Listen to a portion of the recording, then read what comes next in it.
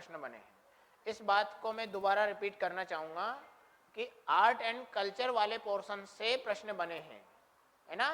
सामान्य से कुछ एक दो प्रश्न ऐसे हैं जो कि डायनेस्टियों से पूछे गए हैं या फिर उससे रिलेटेड स्थानों से पूछे गए हैं। जैसे कि एक प्रश्न था शायद वो एक लोकेशन की पूछी गई, आंध्र प्रदेश से रिलेटेड, तो ऐसा प्रश्न था। बाकी सामान्यतः वह पूछे गए हैं कहाँ से, आर्ट एंड कल्चर से। ओके, तो इस बात को थोड़ा ध्यान रखें, आर्ट एंड कल्चर को विशेष महत्व दें, खासकर एंसेंट हिस्ट्री में। एंसेंट हिस्ट्री में आप पढ़ रहे हो तो उसका आर्ट एंड कल्चर वाला आयाम आप छोड़े नहीं, इस बात को ध्यान रखें।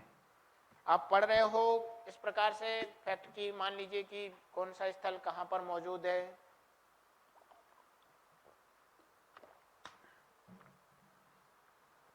सामान्यतः ध्यान इस पे देना है कि कौन से स्तूप का निर्माण किसने कराया या किस शासनकाल से रिलेटेड है, उसकी क्या विशेषताएं हैं, इन पर, मतलब कि जो भौतिक स्थलाकृतियां हैं उनके द्वारा जो बनाई गई है एंशिएंट टाइम में, उनको थोड़ा सा ध्यान दे लें। भौतिक स्थलाकृतियों में आप बात कर सकते हैं, पोर्ट से प्रश्न पूछा गया है ना। और ऐसा नहीं है कि जो खोज करता है उनसे नहीं पूछा गया है, हिस्ट्री से रिलेटेड एक प्रश्न पूछा है अंग्रेजों से, जो 3 अंग्रेज थे उनसे पूछा गया कि ये किस फील्ड से रिलेटेड है, तो वो पुरातत्ववेता थे। चलिए, साइंस एंड टेक से, जिनमें बायोटेक्नोलॉजी वगैरह सब चीज़ें शामिल है, वहाँ से 14 प्रश्न बने हैं, लगभग 14 साइंस एंड टेक से, जिसमें से 2 प्रश्न करंट बेस्ड थे, बाकी बेसिक आधारित थे। इंटरनेशनल रिलेशन की बात करें, साइंस एंड टेक वाले इस बार थोड़ा ध्यान दें। साइंस एंड टेक आप पढ़ लेते हैं, थोड़ा करंट अफेयर्स भी उसका पढ़ते चलें। कई बार क्या होता है, अब अच्छे अच्छे मतलब जो वीडियो वाले रहते हैं बहुत अच्छे, या फिर कोई भी किताब होगी तो वो आपको उसका बेसिक साथ में दे ही देती है, करंट अफेयर्स का बेसिक। जैसे मान लीजिए उन्होंने पूछा कि स्टेम सेल टेक्निक क्या है, तो स्टेम सेल टेक्निक अभी चर्चा में क्यों आई है वो तो बता ही देगा, साथ में उसका हिस्टोरिकल भी बता देगा कि स्टेम सेल टेक्निक को पहली बार किसने रिप्रेजेंट किया, या कहाँ से इसकी शुरुआत हुई, कहाँ इससे रिलेटेड कोई इन्वेंशन हुआ, ये सारी चीज़ें उसमें डाल देता है।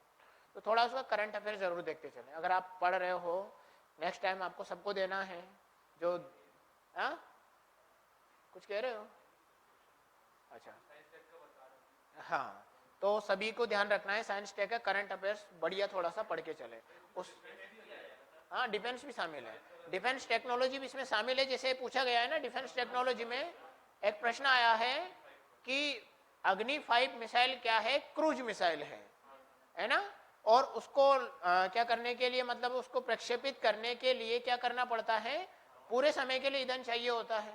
क्या ये स्टेटमेंट सही है? नहीं है, ये स्टेटमेंट गलत है। शायद प्रश्न इसमें दिया होगा, मैं निकालता हूं आपको। 58 है, सेट ए में ही है ना।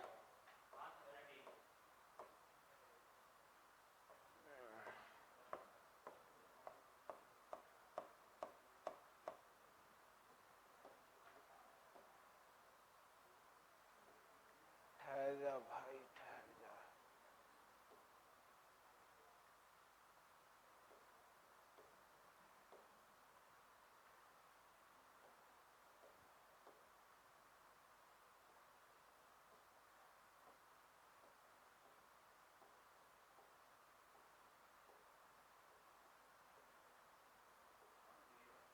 देखो, दिख रहा है सभी को? प्रश्न पूछा गया है, पेन कहां से आएगा भाई इसमें,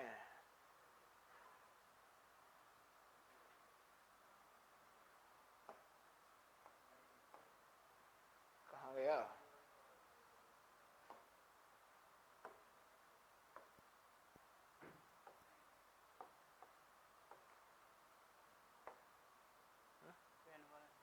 ऐसा नहीं है,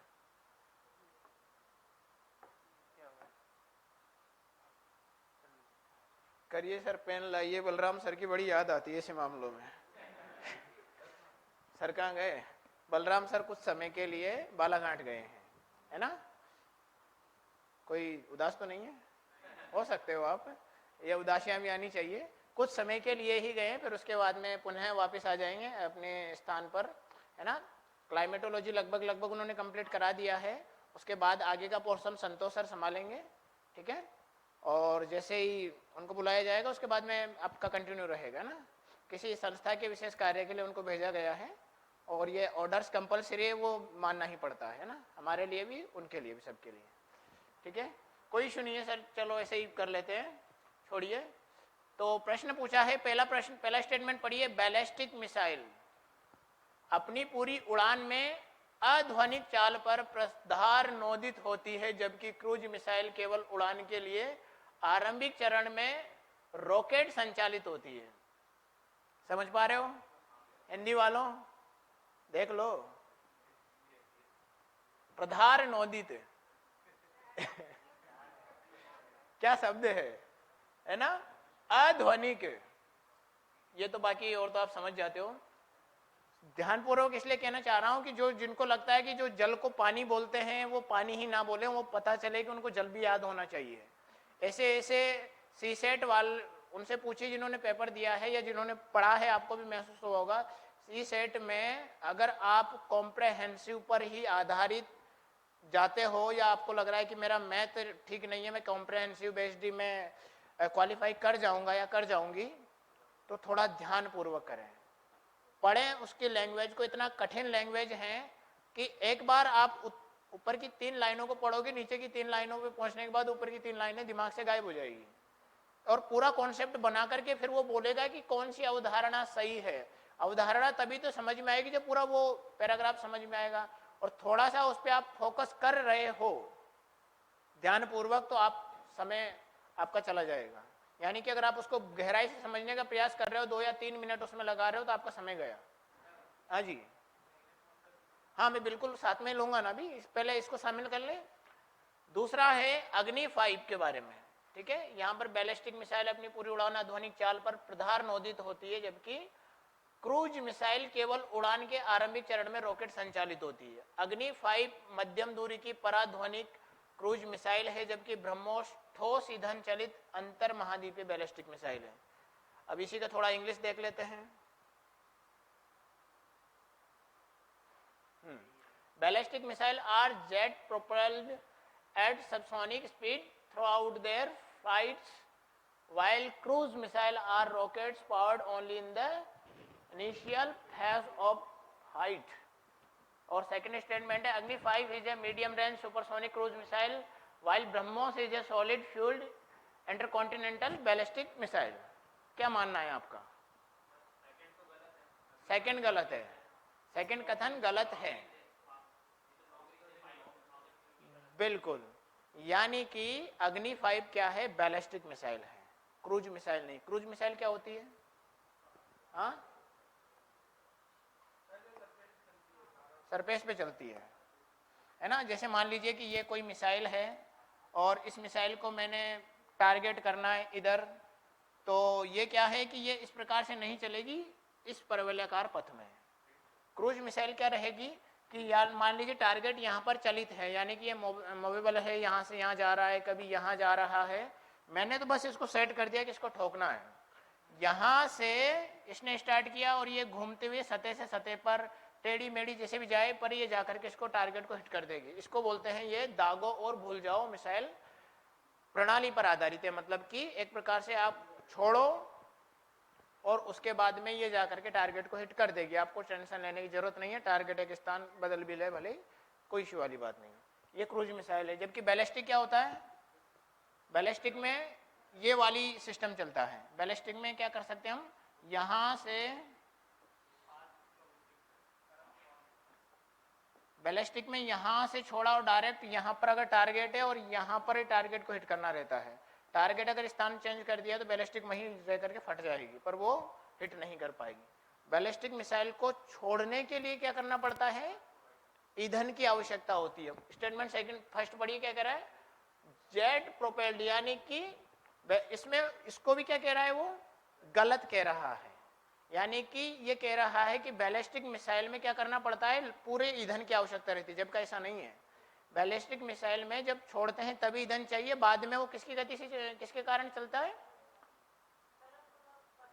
हाँ, पैराबोलिक, तो उसका मार्ग रहता है। फिर उसके बाद में जब वो एक निश्चित ऊंचाई पर पहुंच जाता है, गुरुत्वाकर्षण बल के प्रभाव से कोई भी वस्तु कहाँ आती है? नीचे गिरती है, तो वो बैलिस्टिक मिसाइल उसी दिशा में नीचे गिरती है अपने आप ही, यानी उसके लिए फ्यूल की आवश्यकता नहीं पड़ती है। फ्यूल की आवश्यकता किसके लिए पड़ती है? क्रूज मिसाइल के लिए, ठीक है, क्रूज मिसाइल के लिए। तो ये बात भी यहाँ पर गलत हो जाती है। तो दोनों स्टेटमेंट क्या है? गलत है, क्योंकि अग्नि 5 बैलिस्टिक मिसाइल है और ब्रह्मोस एक क्रूज मिसाइल है, सुपरसोनिक क्रूज मिसाइल है। ब्रह्मोस के आप देखोगे वेरियस वर्जन आ चुके हैं, आप उसको अब तो एयरक्राफ्ट से भी लॉन्च कर सकते हो, आप उसको जो शिप हैं शिप से भी लॉन्च कर सकते हो, कहीं से भी लॉन्च किया जा सकता है। अच्छा, ब्रह्मोस के बारे में थोड़ा और बताओ, क्यों फेमस है ब्रह्मोस? हाँ,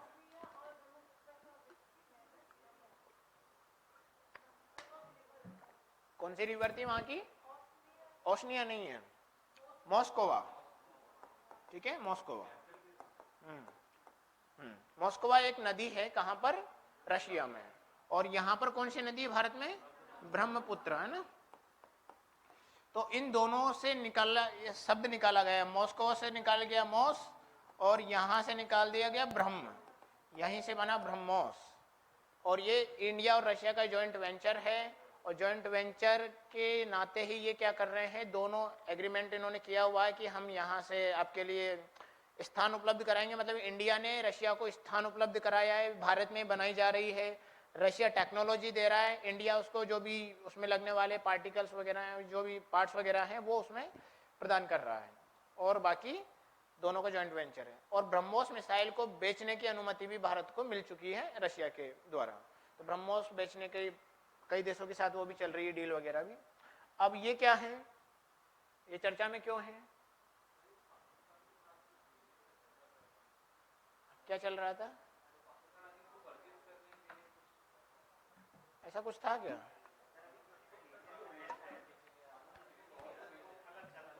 चल रहा है अभी, दिया नहीं है ना रशिया ने, नहीं देगा। भारत के साथ उसका पक्का करार है कि आप को वो तकनीकें पाकिस्तान को नहीं दी जाएगी जो भारत से संबंधित है। चाइना को भी उन्होंने, रशिया ने क्या दिया है, S-400 दिया है। तो भारत को और चाइना के, क्योंकि चाइना भारत का क्या है, एक प्रकार से हम परंपरागत शत्रु मान सकते हैं, है ना।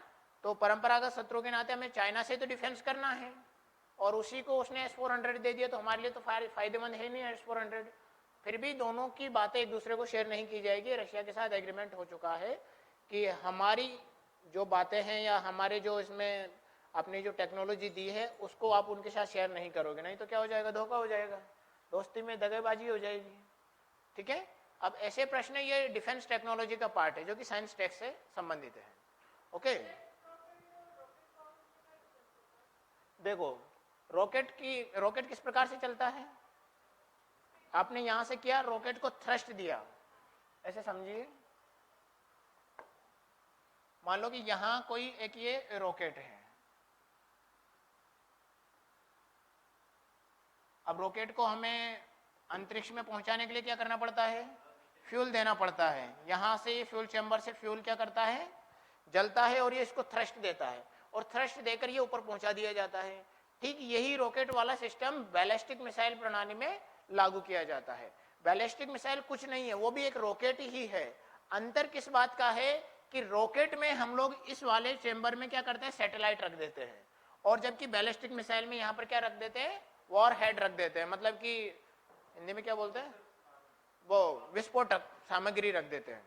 यहां पर अगर आपने विस्फोटक रख दिया तो ये बैलिस्टिक मिसाइल बन गया, और यहां पर अगर आपने क्या रख दिया, सैटेलाइट रख दिया, तो ये रॉकेट बन गया। दोनों का काम एक ही है। इसी टेक्नोलॉजी पर आधारित हमने एक और मिसाइल बनाई है, नाम याद आ रहा है आपको, एसएट, मिशन शक्ति। क्या है एसएट, क्या है,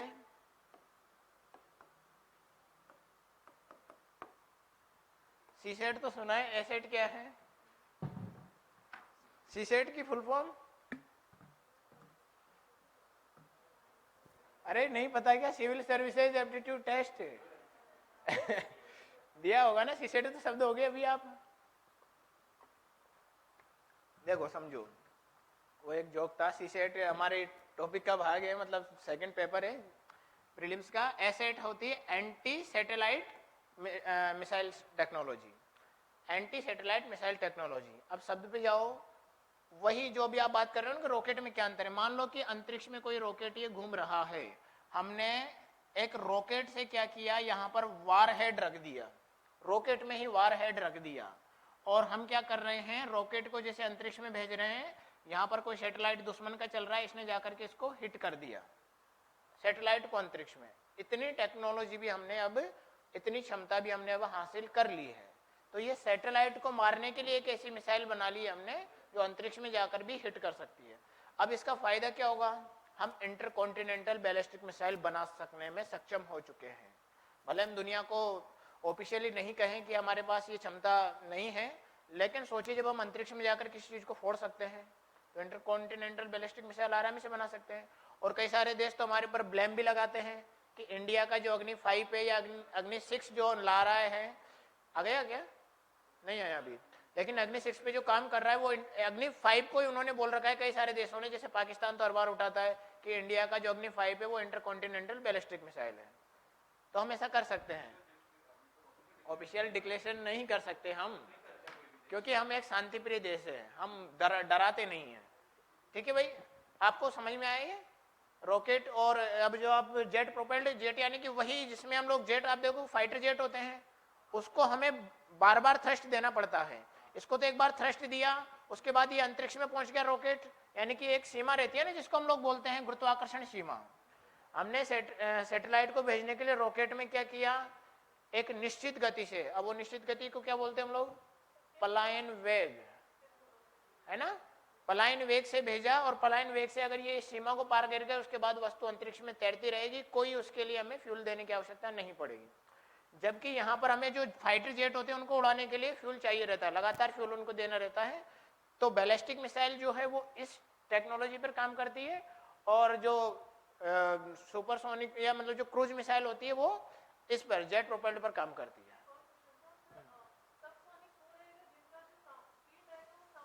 हाँ हाँ, बिलो साउंड।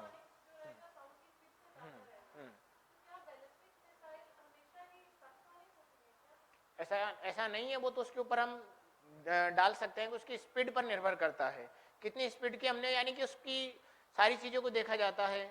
उसमें हम लोग ये देखते हैं कि वह वार हेड कितना ले जा रही है, उसकी कितनी दूरी तक मारक क्षमता है। अगर वो छोटे आकार की है तो हो सकता है कि वो उसकी गति ज़्यादा हो, और ऐसा हम लोग कर सकते हैं, है ना, उस पर निर्भर करेगा।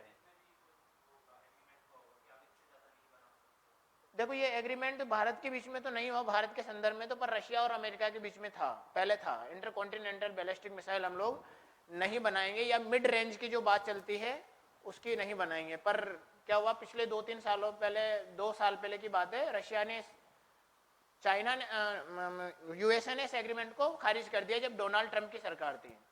डोनाल्ड ट्रंप ने क्या कहा कि रशिया चुप चुप के क्या कर रहा है, बैलिस्टिक इंटरकॉन्टिनेंटल बैलिस्टिक मिसाइल बना रहा है, हम भी बनाएंगे, हम इस एग्रीमेंट से बाहर हो जाते हैं। आप देखोगे कि यूएसए हमेशा, जब डोनाल्ड ट्रंप की सरकार थी, कई सारे एग्रीमेंट से बाहर हुआ, यूनेस्को से बाहर हो गया, वो उसने धमकी दी हम WTO से बाहर हो जाएंगे, सब चीजों से बाहर हो जाएंगे। अब वो बाहर हो जाएगा तो हमें क्या फायदा या नुकसान, फायदा ही होगा, नुकसान भी होगा, क्योंकि अमेरिका सबसे ज्यादा पैसा देता है, उसमें अपना फंड देता है कई सारे संस्थानों को। अमेरिका बाहर हो जाएगा तो फंड का दबाव भारत या विकासशील देशों पर पड़ेगा।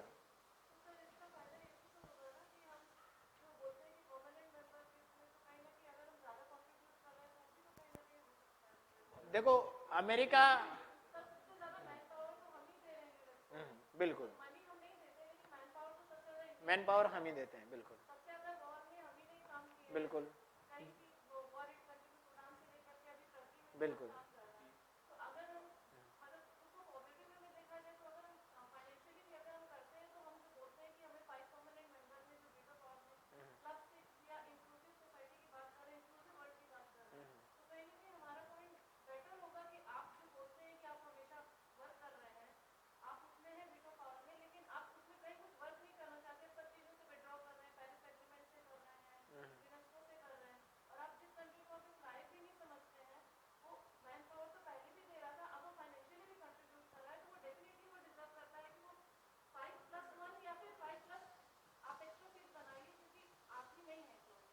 बिल्कुल।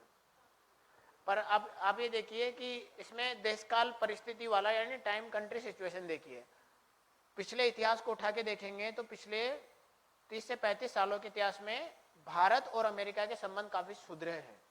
यानी कि जब हम बात करें 98 के आसपास, उस समय पे जो जॉर्ज बुश वगैरह, नहीं जॉर्ज बुश नहीं थे यार, कोई और थे, नाम याद नहीं आ रहा, एक प्रेसिडेंट थे अमेरिका के, जो इंडिया के साथ उनका एग्रीमेंट हुआ था यूरेनियम वगैरह को देने के लिए।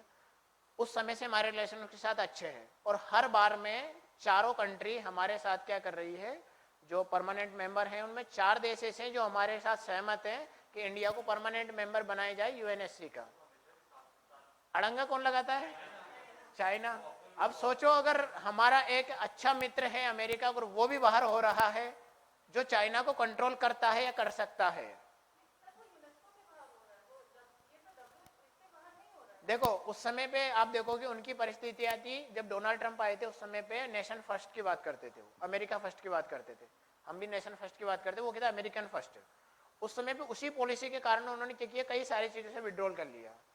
अब हमें ये देखना है कि उसका फायदे क्या है, नुकसान क्या है। हमें फायदा भी हो सकता है कि हमारी एक साख मजबूत हो उस चीज में, लेकिन अभी हम चाइना के कंपैरिजन में उतना नहीं कर पा रहे। मैन पावर चाइना भी दे रहा है, हम भी दे रहे हैं। आपने शांति सेनाओं का जिक्र किया कि जितने भी अंतर्राष्ट्रीय स्तर पर कोई ऐसे झगड़े हो रहे हैं कई सारे देशों में, हमने शांति सेना भेजी, कई सारे हमारे सैनिक शहीद हुए कई सारे देशों में जाकर के, शांति के लिए लड़े हैं, अभी भी लड़ रहे हैं। यूएनएससी में जितनी भी सेना, क्योंकि यूएनएससी में अपनी कोई परमानेंट सेना नहीं, सारे देश कंट्रीब्यूट करके सेना देते हैं। भारत की सबसे ज्यादा लोग रहते हैं, भारत का दबदबा बड़ा है पर अभी इकोनॉमिकली थोड़ा कम है, इसीलिए थोड़ा हमें उसको चीज को भी देखना पड़ेगा। अमेरिका अभी हमारे साथ, हमें अमेरिका को भी साथ में लेकर चलना पड़ेगा और रशिया को भी। ठीक है भाई, चलिए तो ये क्लियर हुआ। हाँ, क्यों अमर, नींद आ रही है, उबासी आ रही है? आपके हालत तो अभी वैसे हो गए जैसे सेकंड पेपर में होते हैं आदमी के। है ना। चलिए अब मैं दूसरे टॉपिक पे आता हूँ, साइंस एंड टेक्नोलॉजी बाद में इंटरनेशनल रिलेशन। इंटरनेशनल रिलेशन से 7 प्रश्न बने हैं भाई, याद रखना। और 7 प्रश्न में से 5 प्रश्न ऐसे हैं जो करंट बेस्ड थे। आई रिपीट वंस अगेन, 7 प्रश्नों में से 5 प्रश्न कैसे थे, करंट बेस्ड थे। जैसे एक प्रश्न था रशिया और इजराइल और अरब लीग का, अरब देशों के साथ उसका एग्रीमेंट प्रश्न था। इसमें होगा कौन से नंबर का, देखिए जरा शशांक, ढूंढो जल्दी से, बताओ मुझे कौन से नंबर का था। इसमें देखना ज्यादा जल्दी रहेगा।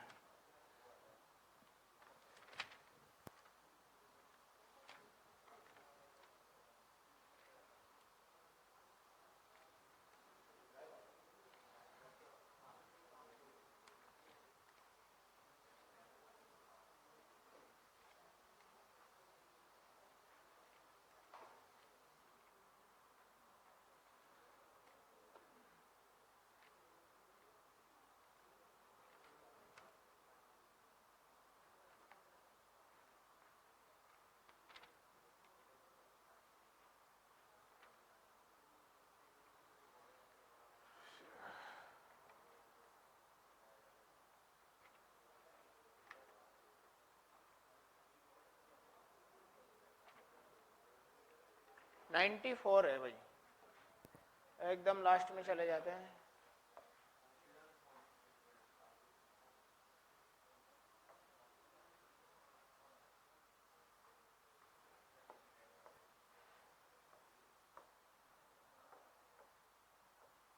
देखो ये है, consider the following statement. Statement first क्या कहता है, Israel has established diplomatic relation with some Arab states. States का मतलब यहाँ पर याद रखिएगा कंट्री की बात चल रही है ना, क्योंकि अंतरराष्ट्रीय स्तर पर स्टेट का मतलब कंट्री समझिएगा आप, है ना, राज्य मत समझ लीजिएगा। ठीक है, अगला statement second, the Arab peace initiative mediated by Saudi Arab was signed by Israel and Arab Leagues. अब इसमें स्टेटमेंट की बात चल रही है कि both statement first and second statement are correct and statement second is the correct explanation for statement first। मतलब कह रहा है कि पहला स्टेटमेंट सेकंड स्टेटमेंट दोनों ही सही है और ये कहना ये चाह रहा है कि सेकंड स्टेटमेंट क्या पहले स्टेटमेंट को सही से पुष्टि कर रहा है या उसकी सही से व्याख्या कर रहा है या नहीं कर रहा है। बी ऑप्शन दे रहा है कि both statement first and second are correct, but ये क्या कर रहा है, इसको एक्सप्लेन नहीं कर रहा है, करेक्ट एक्सप्लेनेशन नहीं है। सी ऑप्शन क्या कह रहा है, स्टेटमेंट पहला सही है पर स्टेटमेंट सेकंड गलत है।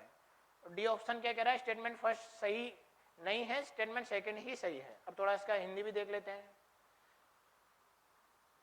इजराइल ने कुछ अरब राज्यों के साथ राजनयिक संबंध स्थापित किए हैं। कथन सेकंड कहता है अरब शांति जो पहल हुई है वह सऊदी अरब की मध्यस्थता से हुई है, और इजराइल और अरब लीग के बीच में जो सिग्नेचर हुआ है उसमें सऊदी अरब ने मुख्य भूमिका निभाई है। अब इसमें यह पूछ रहा है कि क्या दोनों कथन सही हैं, और दोनों कथन सही हैं तो क्या पहले कथन की दूसरा कथन सही से व्याख्या कर रहा है। तो ये ऑप्शन देखिएगा आप, इसका ऑप्शन सी ये सही है कि कथन एक सही है किंतु कथन सेकंड गलत है। मतलब सऊदी अरब की मध्यस्थता से ये नहीं हुआ है, यूएसए की मध्यस्थता से हुआ है। ये करंट अफेयर्स का प्रश्न था और करंट अफेयर से पूछा जाता पिछले 2 या 3 साल पहले। अब ये आप समझिए, भारत के संदर्भ में समझाता हूं आपको इसको।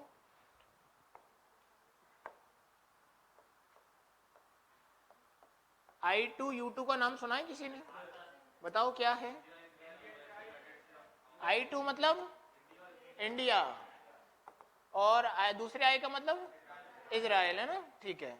और U2 का मतलब यूएस है। एक यू का मतलब यूएसए हो गया और दूसरे यू का मतलब यूएई। मतलब ये एक प्रकार से इसको पश्चिम का क्वाड बोला जा रहा है। क्वाड क्या होता है? 4 नेशन का एक ग्रुप है। कौन कौन से देश शामिल है? हाँ, ऑस्ट्रेलिया, जापान, इंडिया, यूएसए, 4 देशों का एक क्या है, ये ग्रुप है। और ये कहाँ है? ये पैसिफिक और इंडो पैसिफिक रीजन के लिए बनाया गया है। क्यों? चाइना को काउंटर करने के लिए। लेकिन ऐसा नहीं लिखा है कहीं पे भी चाइना काउंटर करने के लिए, ये ऑफिशियली नहीं है। इसको ऑफिशियली क्या बोला गया है कि ये व्यापार को बढ़ावा देगा, है ना, समुद्री शांति को बनाए रखेगा, ऐसा। पर रियलिटी में ये चाइना को काउंटर करने के लिए बनाया गया है। और इसी प्रकार से I2U2 का गठन किया गया है अभी रिसेंटली, 1 सालों की घटनाओं के बारे में बता रहा हूँ, है ना। जिसमें यूएई एक क्या है, यूएई शब्द, यूएई यानी कि एक प्रकार से जो इस्लामिक कंट्रीज है उसका एक देश है यूएई। और दूसरा इजराइल, जो कि जिसमें किसकी बाहुल्यता ज्यादा है? यहूदियों की, है ना। एक इस्लामिक है, एक यहूदी है। और एक यूएस है जो में क्रिश्चियनिटी ज्यादा है, और एक इंडिया जिसमें हिंदुइज्म ज्यादा है ना। मतलब सभी धर्म है। अब आप देखोगे कि ज्यादातर लड़ाई इनके मध्य इजराइल और अरब देशों के मध्य हुई। आपने 6 डेज का वार के बारे में सुना होगा, 6 दिनों का युद्ध, जिसमें इजराइल ने इन सारे देशों को हरा दिया था जो इससे युद्ध कर रहे थे उस समय पे। सिनाया पेनिनसुला वगैरह ने सबको जीत लिया था। अब इससे क्या हुआ, इनके संबंध काफी खराब रहे इजराइल और किस मामले को लेकर के? फिलिस्तीन मुद्दे को लेकर के। आपने फिलिस्तीन के बारे में सुना होगा। कौन सा देश है फिलिस्तीन?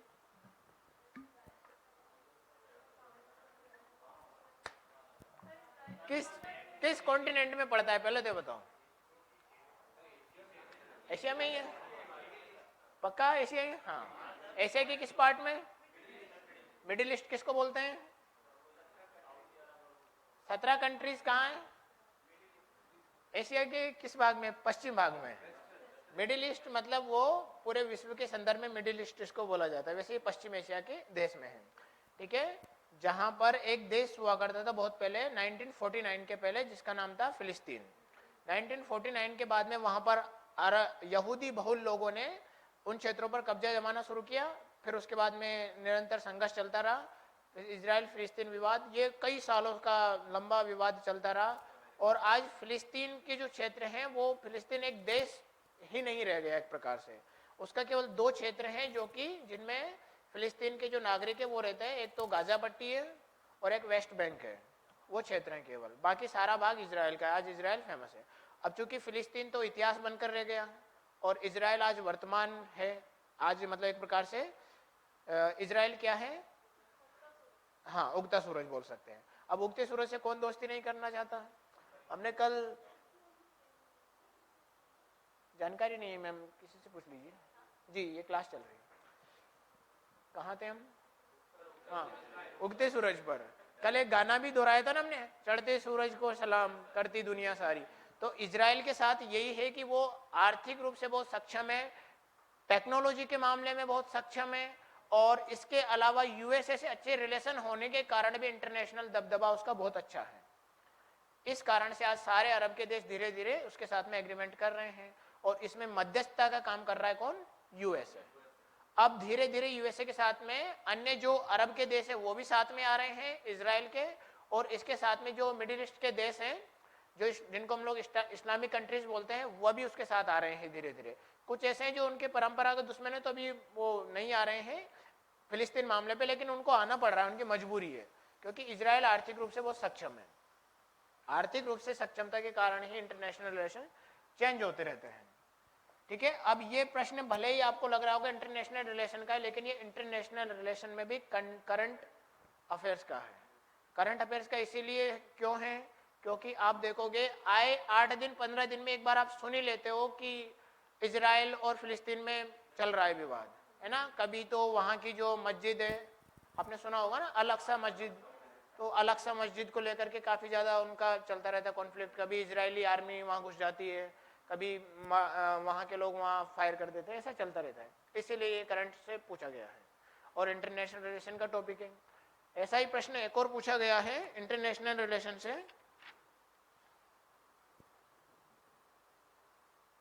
89 वाला।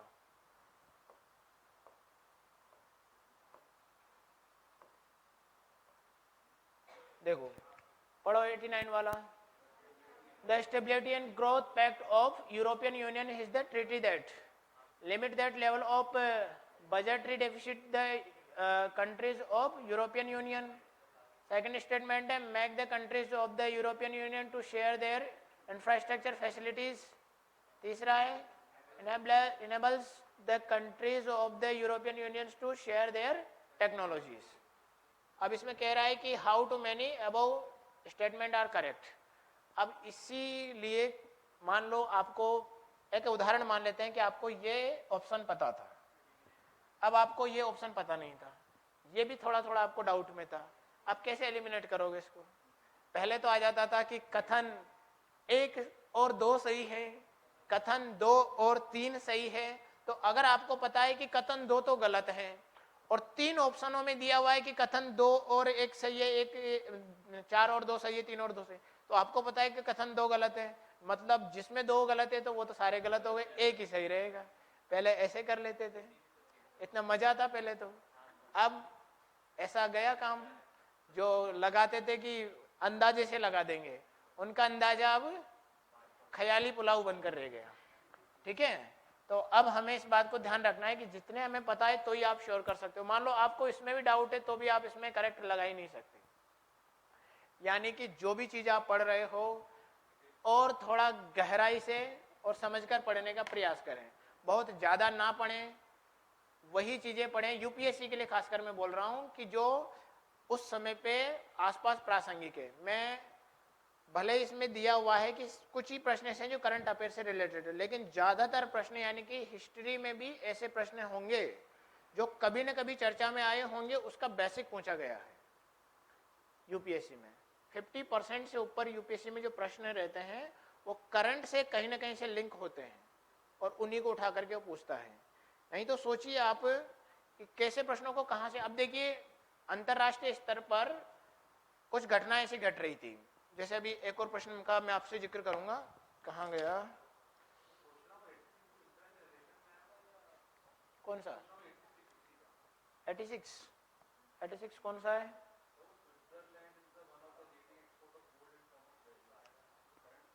देखो हाँ, अब ये स्विट्जरलैंड वाला है।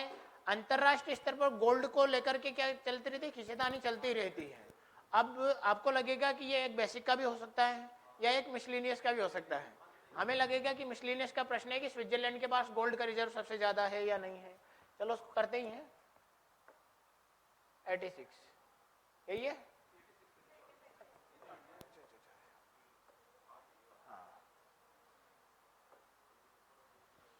Consider the following statement. Statement first, Switzerland is the one of the leading exporter of the gold in terms of values. Second statement कह रहा है कि Switzerland has the second largest gold reserve in the world. कौन सा सही माना जाएगा? इसका पहले सही देख लेते हैं कि ऑप्शन कौन सा सही है इसका। ऑप्शन सी है कि कथन एक सही है किंतु कथन दो गलत है। मतलब कथन एक कह रहा है कि स्विट्जरलैंड मूल्य के आधार पर स्वर्ण में अग्रणी निर्यातकों में से एक है, यानी कि मूल्य के आधार पर, लेकिन सबसे बड़ा गोल्ड रिजर्व उसके पास नहीं है। तो अब ये गोल्ड रिजर्व उसके पास है या नहीं है, ये करंट से रिलेटेड तो है ये, क्योंकि किसी के पास ज्यादा हो रहा है, किसी के पास कोई ज्यादा रख रहा है, निरंतर ये बदलता रहता है ना, किसी के पास ज्यादा है नहीं है। तो कौन से वाले में? इसी में कि हाँ,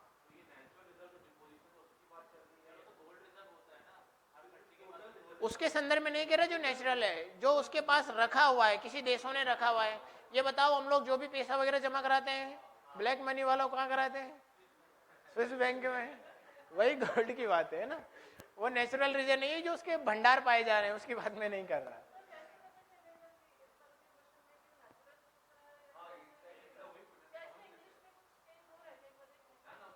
देखो इसमें शब्द पे जाओ ना, स्विट्जरलैंड मूल्य के आधार पर, पहला स्टेटमेंट आप पढ़िए ना, स्विट्जरलैंड मूल्य के आधार पर स्वर्ण में अग्रणी निर्यातक, मूल्य के आधार पर चल रहा है। तो अब ये बताओ कि वो जो नेचुरली रखा हुआ है उसका मूल्य हम निर्धारित कर सकते हैं क्या? नहीं कर सकते। नहीं, ये बताइए कि उसमें अयस्क उसमें शामिल है कि हम एग्जैक्ट नाप रहे हैं उसको कि कितना इसमें है, किस क्षेत्र में कितना है?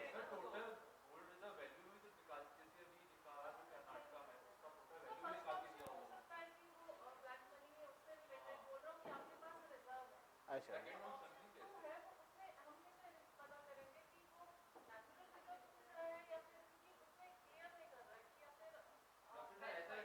देखो क्लियर तो नहीं कर रहा है, फिर भी मुझे लगता है कि ये नेचुरली की बात शायद नहीं कर रहा है। हाँ, मैं ऐसे मेंशन नहीं भी कर सकता है, कर भी सकता है। देखो इसमें क्लियरली तो मुझे भी नहीं पता कि क्या है, पर जहां तक मुझे लगता है पहले स्टेटमेंट के आधार पर हम ये मान सकते हैं कि अगर वो मूल्य के संदर्भ में बात कर रहा है तो फिर वो जो डिपॉजिट रखा हुआ है उसी की हम लोग बात कर रहे हैं, है ना, नेचुरल डिपोजिशन की बात नहीं कर रहे हैं। ठीक है, ऑप्शन इसका क्या सही था?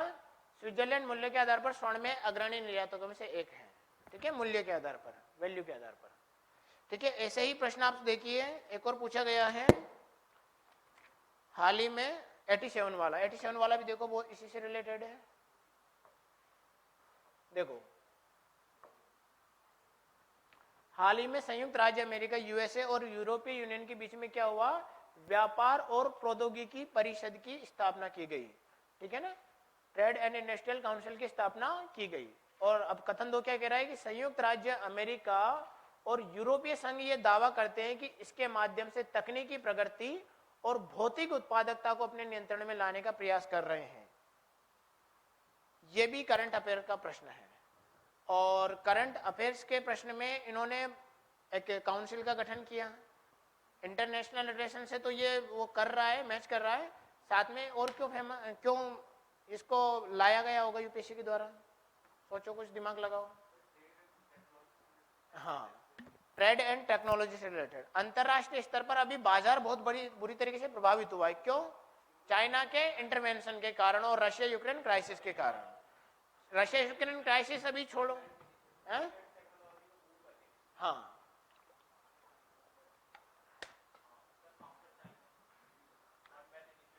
हाँ, one belt one road initiative क्या है?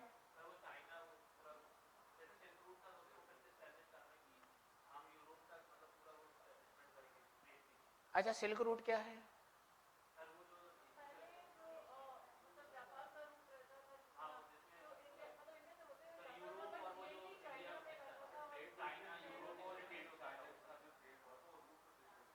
ओके, बिल्कुल। देखो भाई, समझो, भाई बहन जो भाई लोग हैं और बहनें जो कह रही है उसको समझो, जिनको जो पहली बार शब्द सुन रहे होंगे सिल्क रूट, या फिर 3-4 शब्द आए हैं। एक तो आया सिल्क रूट, दूसरा OBOR, one belt one road, तीसरा BRI, और चौथा CEP, नहीं थोड़ा सा इसको CPEC। ये 3-4 शब्दावली चाइना के संदर्भ में और भी आती है। जैसे मैं आपको कहूँ, एक आती है डायमंड नेकलेस पॉलिसी, 5वीं डायमंड नेकलेस जानते हो पॉलिसी। एक आती है बंद गोभी को क्या बोलते हैं इंग्लिश में, कैबेज पॉलिसी, ठीक है। और भी कुछ आप समझ सकते हो, बहुत सारे शब्द आपको सुनने को मिलेंगे इंटरनेशनल रिलेशन के संदर्भ में। पहला समझते हैं, पहला है सिल्क रूट की बात करते हैं। सिल्क रूट क्या है, एंशिएंट हिस्ट्री से रिलेटेड है ये। आपने विष्णु सर ने आपको कनिष्क के बारे में पढ़ाया होगा। कनिष्क के बारे में जब वो पढ़ा रहे थे तो आपको उन्होंने एक रास्ता बताया होगा जहां पर भारत के पूर्वी क्षेत्र के व्यापारी, सिल्क यानी क्या होता है, रेशम, रेशम को क्या करते थे कि पश्चिम के देशों तक बेचते थे। तो जिस मार्ग से होकर वो जाते थे उस मार्ग को, वो मार्ग सिक्किम से भी जाता था, तिब्बत से भी जाता था, जम्मू कश्मीर के पास से भी जाता था, पाकिस्तान अफगानिस्तान होता हुआ इधर चला जाता था पश्चिम एशिया में, उसको नाम दिया गया सिल्क रूट। अब उस क्षेत्र पर क्या था, किसका कब्जा हो गया था बाद में, कनिष्क ने कब्जा कर लिया था। और कनिष्क के कब्जे के कारण जो भी वहां से आते जाते थे वो टैक्स वसूल करता था, तो काफी पैसे वाला था। ठीक वैसे ही सिल्क रूट की ही अवधारणा पे चाइना एक कॉन्सेप्ट लेकर आया, क्या, one belt one road. One belt one road क्या है, वन बेल्ट, बेल्ट मतलब रोड यानी, हाँ, बेल्ट मतलब कि एक प्रकार से श्रृंखला, एक मेखला, एक मेखला इस प्रकार से बनी जाएगी, किसके माध्यम से, रोड के माध्यम से। एक रोड वगैरह का मतलब वो ये है कि ऐसी रोड बनाएगा जो चाइना में भी आएगी, नेपाल में भी जा रही है, भूटान में भी जाएगी, पाकिस्तान में भी जाएगी, अरब के जो भी देश है उनको कनेक्ट करती हुई कहाँ चली जाएगी, यूरोप में चली जाएगी, और इधर वो सिनाया पेनिनसुला से होते हुए अफ्रीका तक पहुंच जाएगा। एक ऐसी रोड बना रहा है चाइना। और इधर जो साउथ ईस्ट एशिया के जो नेशन है जिनको हम लोग बोलते हैं आसियान कंट्रीज, उन तक भी ये पहुंच जाएगी। ऐसी रोड वो बना रहा है चाइना, जिसको नाम दिया गया वन बेल्ट वन रोड। इसी को नाम दिया गया बेल्ट एंड रोड इनिशिएटिव।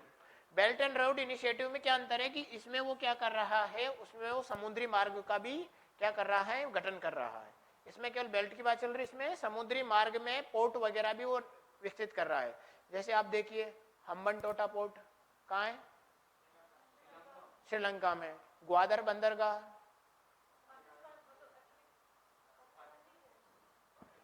सही है, पाकिस्तान में है, ठीक है, ग्वादर बंदरगाह पाकिस्तान में। ऐसे ही आप देखोगे कि क्या बोलते हैं, इधर पोर्ट सुडान है, इधर और भी अरब के जो देश है उन सभी में ऐसे पोर्ट का निर्माण चाइना कर रहा है, जहां से वो व्यापार को बढ़ावा दे सके और व्यापार के नाम पर अपनी सेना को स्थापित कर सके, सैन्य अड्डों को। ठीक है, CPEC क्या है, चाइना पाकिस्तान इकोनॉमी की, ये वन बेल्ट वन रोड का ही एक भाग है, जो चाइना और पाकिस्तान में जो रोड जा रही है उसका नाम है। ठीक है, चाइना पाकिस्तान इकोनॉमिक कॉरिडोर। देखो बड़ा होशियार है, उसने क्या नाम दिया, इकोनॉमिक कॉरिडोर, ताकि कोई ऐसा ना कहे कि सैन्य कॉरिडोर है। रियलिटी में उसका सैन्य कॉरिडोर है, जो कि भारत को काउंटर करने के लिए चाइना में वो, ताकि सेना भेज सके ऊपर से, भारत पर अगर कभी मान लो संघर्ष होता है तो सेना भेज सके। हाँ, हम CPEC से मुद्दा, OBOR से हमें क्या लेना देना। देखिए अगर चाइना कहेगा कि मुझे आसियान कंट्रीज में पहुंचना है तो भाई हमें क्या आपत्ति, खूब पहुंचो तुम, है ना। हम तो ऐसे अंतर्राष्ट्रीय स्तर पर हमारी छवि क्या है, एक अच्छे देश की है, सपोर्टिंग नेशन की है। तो हम तो क्या चाहते हैं, वसुधैव कुटुंबकम, है ना, या फिर वो दूसरा कॉन्सेप्ट हमारा सर्वे भवन्तु सुखिनः, सब सुखी रहें। तो हम क्यों, अगर अच्छा काम चल रहा है तो क्यों हम उसमें आपत्ति उठाएंगे। हमें केवल आपत्ति CPEC से, OBOR से नहीं है। OBOR से हम कर भी नहीं सकते, क्योंकि अंतर्राष्ट्रीय स्तर पे जैसे एक प्रकार से बेगानी शादी में अब्दुल्ला दीवाना वाला कॉन्सेप्ट हो जाएगा कि हम बिना वजह क्यों किसी के फटे में टांग अड़ाएं, सबका अपना अपना मुद्दा। हमें केवल आपत्ति से, क्योंकि हमारे कहाँ से जा रहा है, अब वो कश्मीर नहीं रहा, अब वो लद्दाख का भाग हो गया। ठीक है, तो उस वाले क्षेत्र से जा रहा है जो हमारी सीमा है। अगला है डायमंड नेकलेस पॉलिसी। ये डायमंड नेकलेस पॉलिसी भारत की है। इसमें हम लोग क्या कर रहे हैं, चाइना को काउंटर करने के लिए हम भी एक ऐसा ही डायमंड नेकलेस बना रहे हैं, मतलब जगह जगह पे हम भी पोर्ट बना रहे हैं। अगर वह मान लीजिए ग्वादर बना रहा है तो हम लोग चाबहार बनवा रहे हैं, है ना। अगर वो हम्बन टोटा बना रहा है तो हम भी यूके और यूएसए से एग्रीमेंट करके जो उसका डिएगो गार्सिया वो है आइलैंड, उस पर सेना स्थापित करने का प्रयास कर रहे हैं। करने दो, पर हमारा रिलेशन उनके साथ अच्छा है। अगर चाइना क्या कर रहा है, म्यांमार में अपनी सेनाएं स्थापित कर रहा है, तो हम भी क्या कर रहे हैं, नेवल बेस, कल परसों की न्यूज है कुछ दिनों की, नेवल बेस कहाँ स्थापित कर रहे हैं, अंडमान निकोबार में, वहां चले गए हैं। ऐसे उसको भी काउंटर करने के लिए, जैसे मान लो चाइना हमारे जो पड़ोसी देश है बांग्लादेश, उसमें पोर्ट स्थापित करने का प्रयास कर रहा है, तो हम भी क्या कर रहे हैं, हम उधर क्या बोलते हैं, चाइना के ऊपर कौन सा देश है, नहीं ऊपर ऊपर मंगोलिया, मंगोलिया को काफी मदद कर रहे हैं। अगर चाइना कश्मीर मुद्दे पर पाकिस्तान का साथ दे रहा है तो हम भी ताइवान का साथ दे रहे हैं अब, ठीक है। तो ये डायमंड नेकलेस पॉलिसी है। अगला क्या था, कैबेज पॉलिसी। ये कैबेज पॉलिसी भारत को मतलब भारत को कमजोर करने के लिए चाइना अपने पड़ोसी, भारत के जो पड़ोसी देश है उनको अपनी तरफ मिला रहा है। जैसे बांग्लादेश को उसने भड़काया, नेपाल को भड़काया बहुत बुरी तरीके से, नेपाल में बड़ा दंगा हुआ इसके चक्कर को लेकर, भारत के मामले को लेकर के, सरकारें बदल गई 2-3 बार, तो वहाँ संविधान तक बदल गया, भारत का इंटरवेंशन ज्यादा है। चाइना उसको, वहाँ के जो प्रधानमंत्री उनको भड़काता है और वहाँ के जनता जो भारत के साथ रहती है। वाई? क्योंकि 60 लाख से ज्यादा लोग भारत में रह रहे हैं, नेपाली, नेपाल के 60 लाख से ज्यादा लोग भारत में ही रह रहे हैं, वो स्थायी रूप से रह चुके हैं। भारत के तो कुछ ही लोग हैं जो नेपाल में रह रहे हैं, कुछ ही लाखों में, इसीलिए ये सारी पॉलिसियां हैं। अब ये क्या है, इसी को काउंटर करने के लिए ये भी लाया गया कि यूरोपीय यूनियन और यूएसए एग्रीमेंट कर रहे हैं, यूरोपीय यूनियन और यूएसए मिलकर के और भी ला रहे हैं। एक आपने नाम सुना होगा, एक और कॉन्सेप्ट लाए थे, वो ग्रीन इन्वेस्टमेंट करके कुछ इनिशिएटिव लाए थे, थोड़ा रिकॉल नहीं कर पा रहा हूँ। उसके माध्यम से भी वो, जैसे चाइना क्या कर रहा है, निवेश कर रहा है इंफ्रास्ट्रक्चर में, सभी देशों में ओबोर के माध्यम से इंफ्रास्ट्रक्चर में निवेश कर रहा है।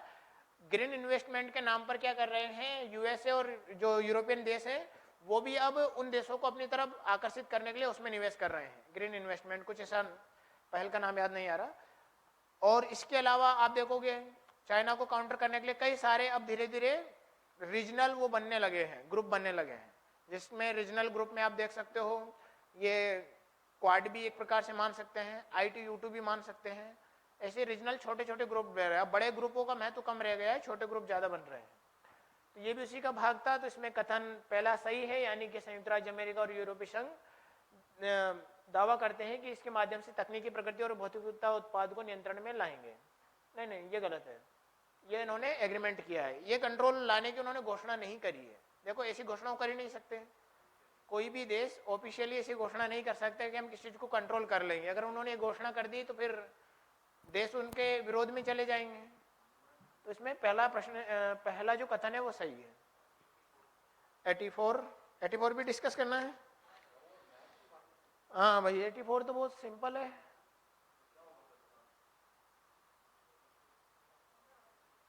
कहाँ गया 84? भारत की ध्वज संहिता 2002 के अनुसार, अब ये प्रश्न पढ़ो, प्रश्न आपको लगेगा कि ये किसी एक्ट से उठाया गया प्रश्न है, रियलिटी क्यों है, क्यों उठाया गया, ये पढ़ो ध्यान से। राष्ट्रीय ध्वज के बारे में निम्नलिखित कथनों पर विचार कीजिए। भारत के राष्ट्रीय ध्वज का एक मानक अमाप 600 मिलीमीटर से 400 मिलीमीटर के बीच में होना चाहिए। सेकंड स्टेटमेंट है, ध्वज की लंबाई से ऊंचाई चौड़ाई का अनुपात 3:2 होना चाहिए। कौन सा सही है? कथन 1 गलत है, किंतु कथन 2 सही है, क्योंकि ये तो हम सबको पता है 3:2 में ही हमारा झंडा बनता है। ये क्यों पूछा गया होगा? हाँ बताओ, आप बताओ। नहीं, और बताओ। हाँ बताओ। हर घर झंडा, पता है, हर घर तिरंगा अभियान चलाया गया अभी सरकार के द्वारा। अभी 15 अगस्त को आजादी का अमृत महोत्सव हम लोग मना रहे हैं। इसके कारण से क्या किया गया, इसके पहले थोड़ा सा चलते हैं। हर घर तिरंगा अभियान के चलाने से पहले भारतीय ध्वज संहिता अधिनियम, देखो प्रश्न पे जाओ। भारतीय ध्वज संहिता अधिनियम 2002 में करेक्शन किए गए। क्या किए गए? उसमें कुछ अमेंडमेंट किए गए जिसके तहत पहले केवल नेशनल जो पर्व रहते थे उसी समय पे झंडा फहराया जा सकता था, वह भी सरकारी संस्थानों पे ही फहराया जा सकता था। कुछ नियमों को फॉलो करना पड़ता था कि रात में नहीं फहराओगे, ऐसे फोल्ड नहीं करोगे, कई सारी चीजें बदली गई, सुधार संशोधन किए गए। आपने देखोगे विपक्षी पार्टियों ने मुद्दा भी उठाया था कि ऐसे तो अपमान हो जाएगा, और आपने भी देखा होगा कई सारे इसमें संशोधन करने के कारण वो जो पहले कड़े प्रावधान थे उनको थोड़ा लिबरल किया गया, और लिबरल करने के कारण ये अच्छा था कि देशभक्ति की भावना लोगों में भरी गई। हर लोगों ने अभी तक भी झंडे लगा रखे होंगे, लेकिन उसके कारण से ये प्रश्न पूछा गया है।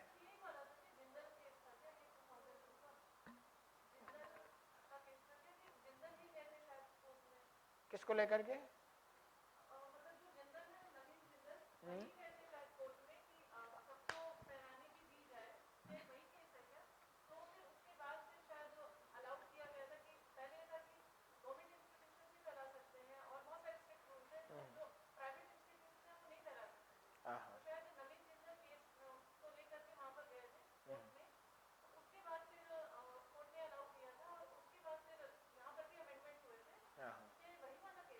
शायद वही हो, मैंने नवीन जिंदल केस नहीं पढ़ा है, शायद यही हो, मैंने नहीं पढ़ा। अगर आपको जानकारी है तो सही है।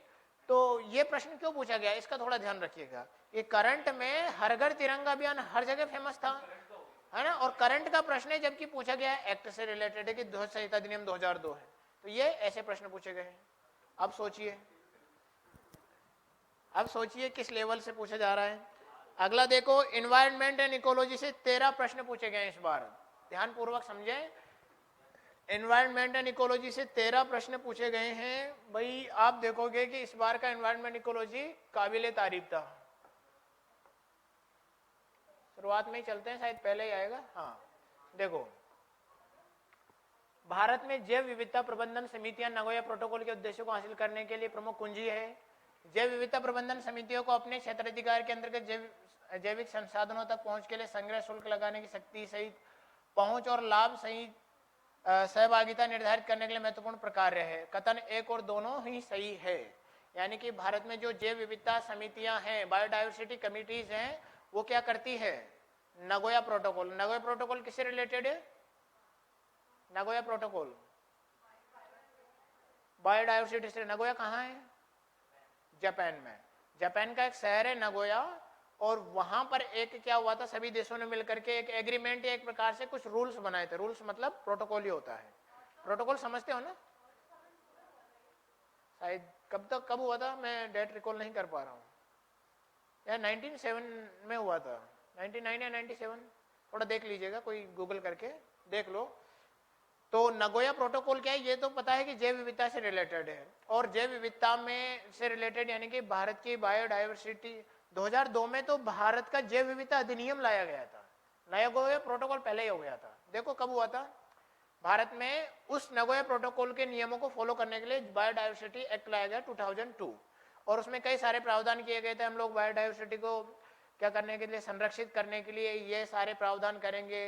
इसी के तहत हम लोग देखते हैं वेस्टर्न जो घाट है हमारा, जिसको हम लोग बोलते हैं ना सह्याद्री, पढ़ाई किसी ने इंडियन ज्योग्राफी में? सह्याद्री, उत्तरी सह्याद्री, दक्षिणी सह्याद्री, तो वो क्या है, वहां पर हमने एक समिति का भी गठन किया गया, और उसके तहत वहां की जैव विविधता को संरक्षित रखने के प्रयास किए गए, है ना। एक समिति थी, शायद सी रंगराजन समिति थी, रंगराजन थी या कुछ और समिति थी, रंगराजन तो नहीं होगी, इससे रिलेटेड थी कोई समिति, अभी रिकॉल नहीं कर पा रहा हूं। तो ये कहां से प्रश्न है? बायोडाइवर्सिटी से पूछा गया है, और ये एनवायरनमेंट इकोलॉजी का प्रश्न है। अब इसमें आपको क्या पढ़ने पड़ेंगे? इंटरनेशनल स्तर पर जितने भी प्रोटोकॉल्स हुए हैं, जैसे नगोया प्रोटोकॉल हो गया, इसके अलावा आप देखोगे रियो सम्मेलन जो हुए हैं उनको आपको पढ़ना पड़ेगा। G20 से भी प्रश्न पूछा है। अब देखो G20 से प्रश्न क्यों पूछा गया बताओ? क्योंकि भारत ऐसा है कि उसकी अध्यक्षता कर रहा है इस बार, और अध्यक्षता करने के नाते आप जहां जाओगे, किसी भी गवर्नमेंट, अगर आपको एडवर्टाइजिंग दिखेगी उसके कोने में एक चिन्ह जरूर दिखेगा G20 का, एक तो आजादी का अमृत महोत्सव वाला साइन दिखेगा आपको, और दूसरा G20 वाला, और तीसरा फिर आप देखोगे 150 ईयर्स ऑफ महात्मा, ये सारे 150 ईयर्स ऑफ महात्मा तो शायद इसी पे था। कहाँ था वो? OMR शीट देखी थी? दी नहीं है, देखी तो थी यार। उस पे OMR शीट पे छपा हुआ था कुछ ऐसा। कहाँ पढ़ा था मैंने? चलिए, हाँ, एक और प्रश्न समझो, ये भी करंट अफेयर से रिलेटेड है, ज्योग्राफी का प्रश्न है। ज्योग्राफिकली अगर आप देशों को नहीं पढ़ रहे हो तो भी वो थोड़ा ध्यान से समझे।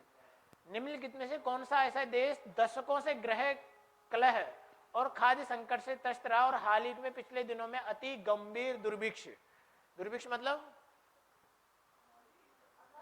अकाल, एक व्यक्ति को पता है? मैं पूछ रहा हूं दुर्भिक्ष का मतलब क्या होता है? देखो, खाद्य संकट है, दुर्भिक्ष मतलब क्या होता है? अकाल। हिंदी मीडियम के कितने अभ्यर्थी हैं यहाँ पर? अब ईमानदारी से बताओ, दुर्भिक्ष का अर्थ कितने लोगों को पता था? ये हालत है, इसीलिए बोल रहा हूं हिंदी वाले भी हिंदी को ध्यान से पढ़ें।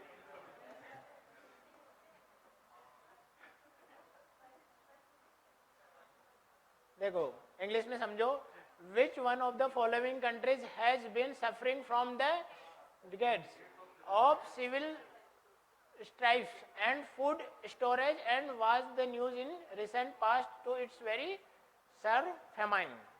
कौन सा है? सोमालिया है। इसका ऑप्शन का आंसर होगा सोमालिया। पर ये चर्चा में क्यों रहा?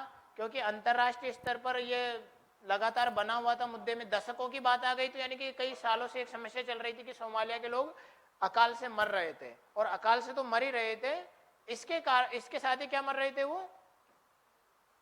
ग्रह कलह। ग्रह कलह मतलब कि घर में ही झगड़ा हो जाना, ग्रह कलह, सिविल है ना, सिविल स्ट्राइप्स है। सूडान वाला आया था प्रश्न, है ना, वैसे ही वो सूडान में बस क्या था, वो तख्ता पलट वाला था, ठीक है। इसमें आया था सोमालिया, इसमें अकाल का भी अभी सूडान में भी जस्ट हुआ है। देखो, अब इसी से रिलेटेड यूपीएससी में मेंस में प्रश्न कैसे बनता है समझो। ये तो हो गई करंट की न्यूज कि सोमालिया में ऐसा चल रहा है कि वहां पर अकाल पड़ा हुआ है और वहां पर आपस में झगड़े भी चल रहे हैं। अब अगले बार जो तैयारी कर रहे हैं, मतलब जो 26 कब तारीख को है, 26 मई को, 26 मई को है ना, टारगेट लेके चलो कि 26 मई जो 2024 का आप अटेम्प्ट करोगे, उसमें सूडान को थोड़ा सा पढ़ के जाना। क्यों? क्योंकि भारत ने सूडान में अभी क्या किया है, वहां के लोगों को एयरलिफ्ट करने के लिए, वहां से अपने भारतीयों को वापस मंगाने के लिए बहुत सारे प्रयास किए, ऑपरेशन कावेरी। ऐसे ही अभी सोचिए कि अभी कुछ समय पहले टर्की में एक अकाल आया था, वो अर्थक्वेक आया था, कौन सा ऑपरेशन चलाया था? ऑपरेशन दोस्त। अब ऐसे प्रश्न जरूर पूछे जाएंगे, हमें लगेगा कि ये उससे रिलेटेड है, लेकिन ये पूछे जाएंगे क्योंकि इंटरनेशनली कई महीनों तक ये मुद्दा चलता रहा है जिसे इसका चला था। तो ऐसे प्रश्न पे थोड़ा सा नजर बनाए रखिएगा अभी से ही, ओके। तो सोमालिया से प्रश्न पूछा है, एक और पूछा गया है ना, एक यूक्रेन वाला। वो तो जो मैप लाए हो सभी लोग, निकालो यूक्रेन वाला प्रश्न, यूक्रेन का मैप निकालो, मतलब यूरोप का प्रश्न पेपर निकालो, यूरोप का नक्शा निकालो।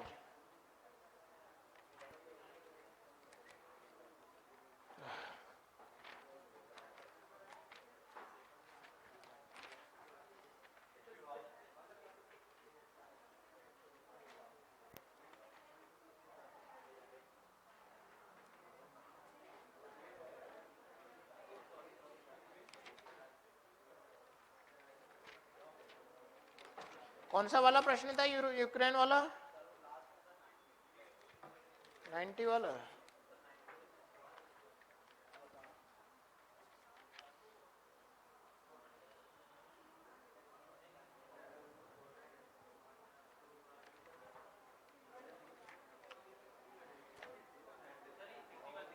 सिक्सटी वन है ना, चलो ठीक।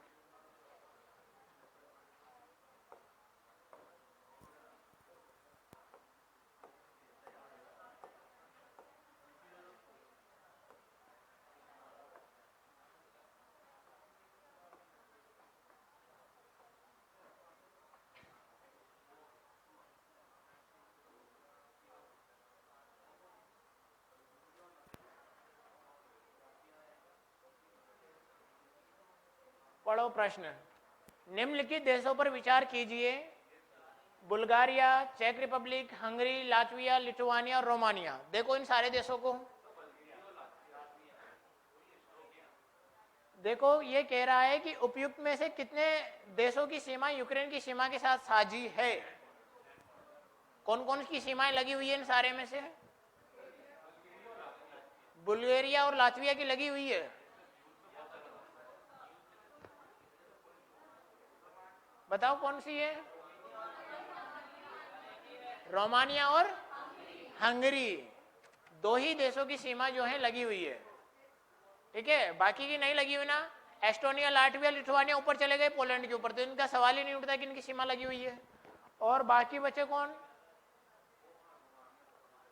लिथुआनिया, ये रोमानिया की लगी हुई है, हंगरी की लगी हुई, चेक रिपब्लिक ऑस्ट्रिया के साइड है, तो वो भी नहीं लगेगा। तो दो ही देशों की सीमाएं इसमें लगी हुई थी। अगर आपको एक भी नहीं पता तो गए।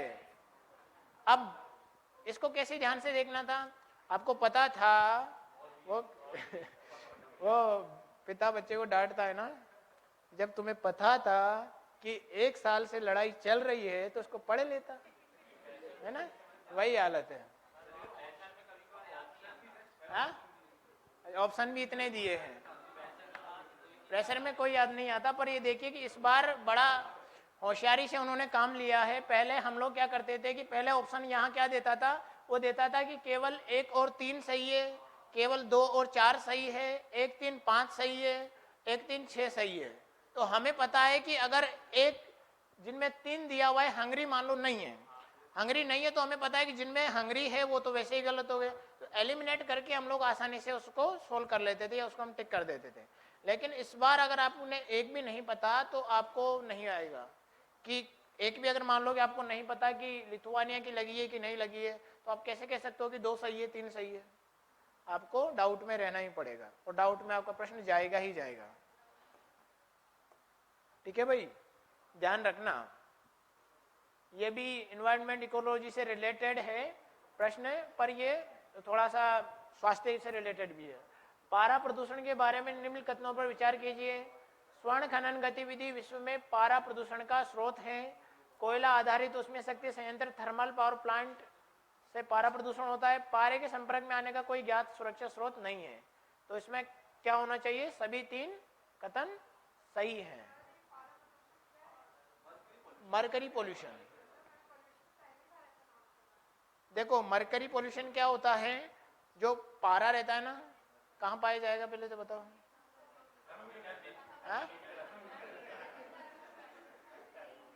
थर्मामीटर, अरे पारा थर्मामीटर में तो यूज किया जाता है, मिलेगा कहाँ? यहाँ मिलेगा। क्या लिखा हुआ है कि स्वर्ण खनन गतिविधियां, जहां पर गोल्ड के निक्षेप रहेंगे, गोल्ड डिपोजिशन रहेगा, वहां अगर हम लोग क्या कर रहे हैं, खनन कर रहे हैं, वहां पारा मिलने की संभावना रहती है।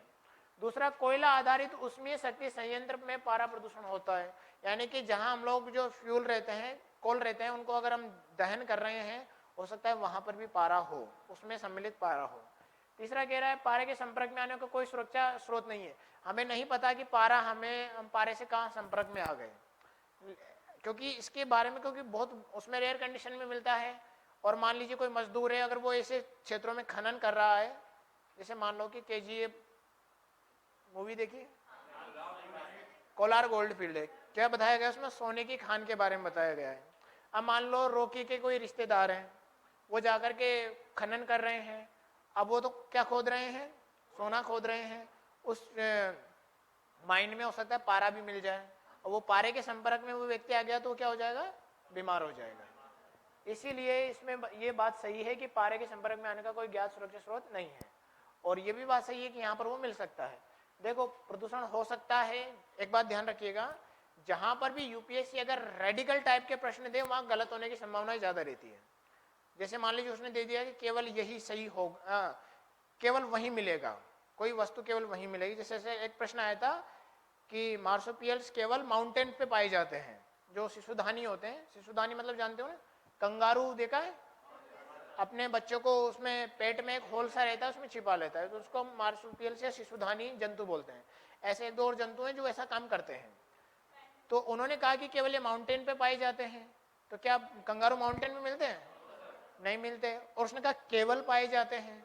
अगर वो कहता है कि हो सकता है पाए जाते हैं, तो शायद हो सकता है सही भी हो, कुछ जगह माउंटेन क्षेत्र में मिल जाए कंगारू, पर सब जगह नहीं है। ऑस्ट्रेलिया में कंगारू, वहां हर जगह माउंटेन तो है नहीं, इसीलिए वो स्टेटमेंट गलत हो जाता है। तो जहाँ रेडिकल टाइप के वो प्रश्न दे रहा है तो थोड़ा वहां पर आप ध्यान रखिएगा कि क्या अगर इसने जो दिया है तो ये गलत होने की संभावना ज्यादा रहती है।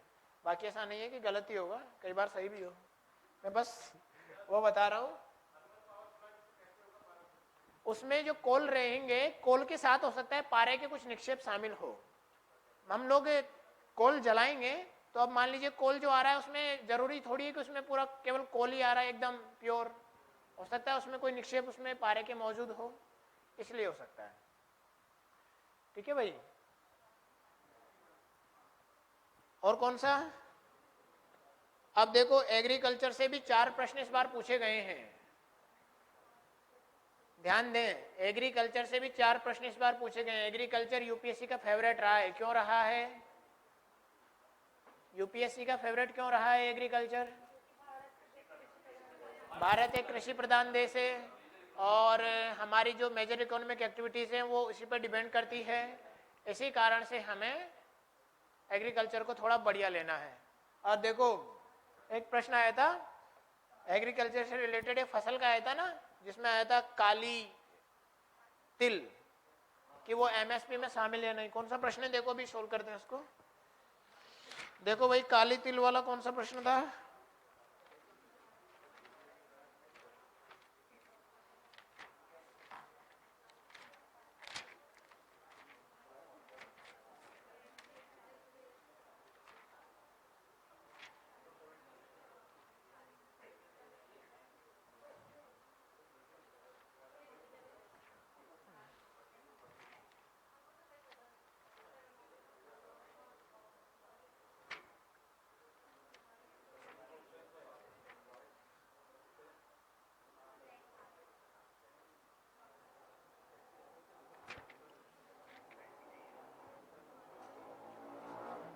मिला?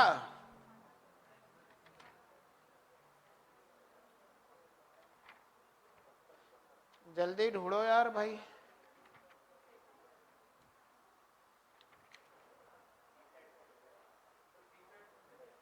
सीसेट में? काली तिल सीसेट में था क्या? अरे नहीं यार, अच्छा सेट सी में।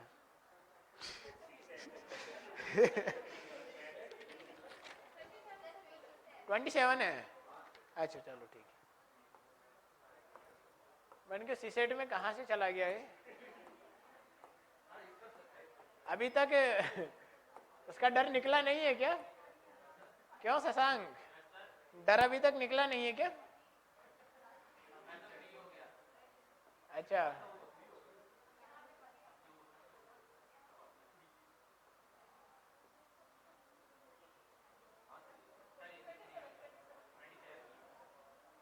देखो भाई, consider the following statement, the government of India provide minimum support price for niger. क्या नाम था इसका? गुएडजिया एवोशनिका seeds. Niger is the cultivated as the kharif crop. क्या ये खरीफ क्रॉप है? Some tribal people in India use niger seed oil for cooking. ये तो बिल्कुल सही कथन है। अब इसमें प्रश्न कह रहा है एक सही है, 2 सही है, 3 सही है या पूरे ही गलत हैं। अब थोड़ा इसके हिंदी वालों के लिए भी देख लेते हैं भाई।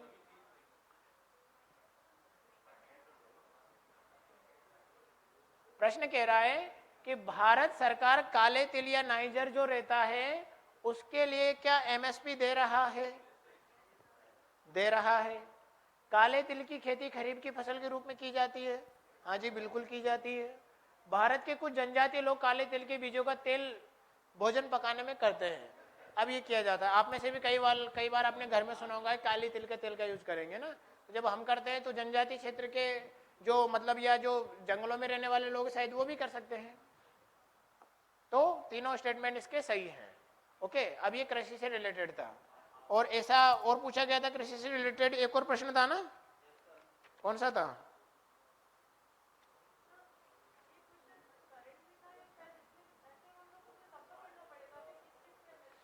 हाँ, एमएसपी का तो आपको देखना पड़ेगा। देखिए अब अभी एमएसपी कितनी फसलों पे दी जा रही है? 23, 23 फसलों पे, 16 ही है। अच्छा 16 है क्या? एमएसपी अभी 23 फसलों पे दी जा रही है। उसमें भी डिवाइड किया गया कि खरीफ की कौन सी फसलें हैं, रबी की कौन सी फसलें हैं और जायद की कौन सी फसलें हैं, और अन्य भी कोई चीजें से कि आप देखोगे एमएसपी के अलावा गन्ने पे भी दिया जाता है। जो गन्ना रहता है उस पर एमएसपी नहीं देते हैं, लेकिन एक प्रकार से उसमें एक मूल्य दिया जाता है कि गन्ने को हम इतना सपोर्ट करेंगे क्विंटल के हिसाब से, तो वो एमएसपी की तरह ही एक प्राइस रहता है। हाँ हाँ, थोड़ा थोड़ा तो पढ़ना पड़ेगा आपको, और खासकर वो जिन पर विवाद रहा है। अब सोचो ये प्रश्न अभी क्यों आया चर्चा में? क्योंकि तीनों किसान बिल कई समय से चर्चा में रहे हैं, एमएसपी का मुद्दा अभी भी चर्चा में है। फिर से किसान, कई सारे किसान वापस धरने पे बैठ गए कि आप वादा खिलाफी कर रहे हो, सरकार को बोल रहे हैं कि आपने प्रॉमिस किया था और हमारा आंदोलन समाप्त करवाया था, तीनों बिल तो आपने वापस ले लिए, लेकिन अभी तक आपने ये वो नहीं दिया है, सांत्वना नहीं दी हमें कि हम एमएसपी को क्या करेंगे, लीगली करेंगे। तो फिर से वो धरने पे बैठ गए कई सारे किसान कि एमएसपी को लीगलाइज करिए। हाँ 16 देख लेते हैं।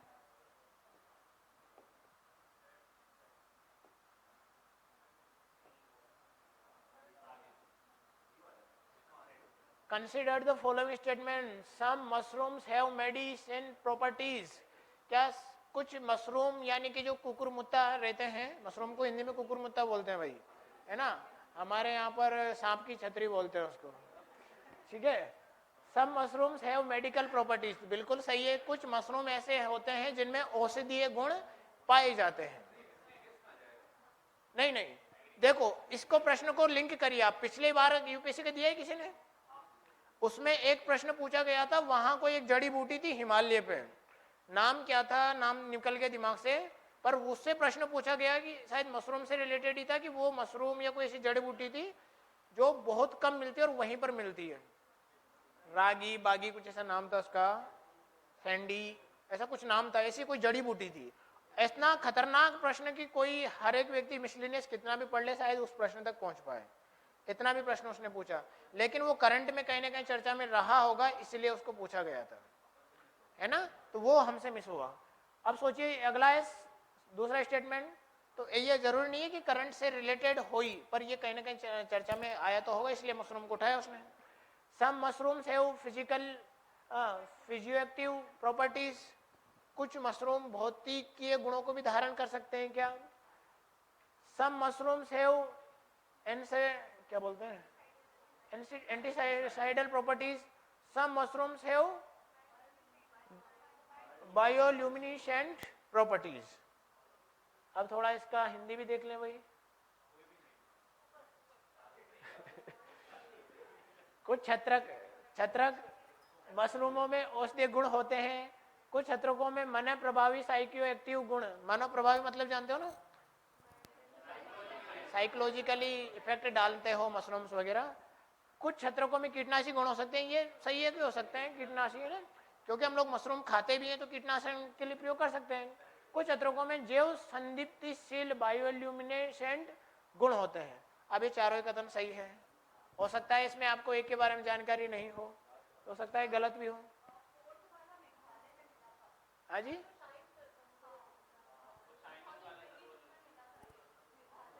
मेघालय में, अच्छा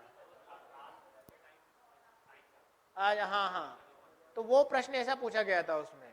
अब सोचिए कि बहुत पहले कोई अगर हुआ तो लगभग 1 साल तक का हमें लेकर चलना ही पड़ेगा भाई।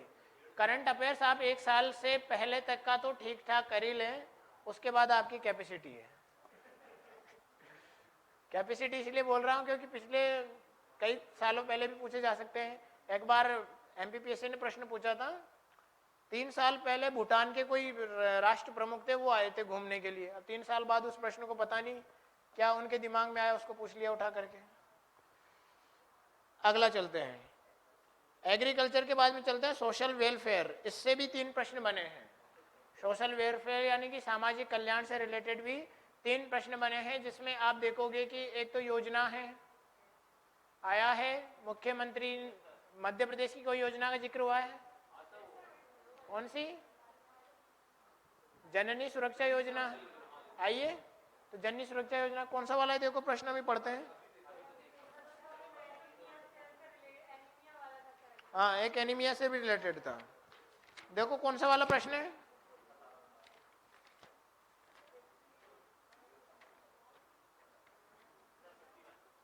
Fifty one.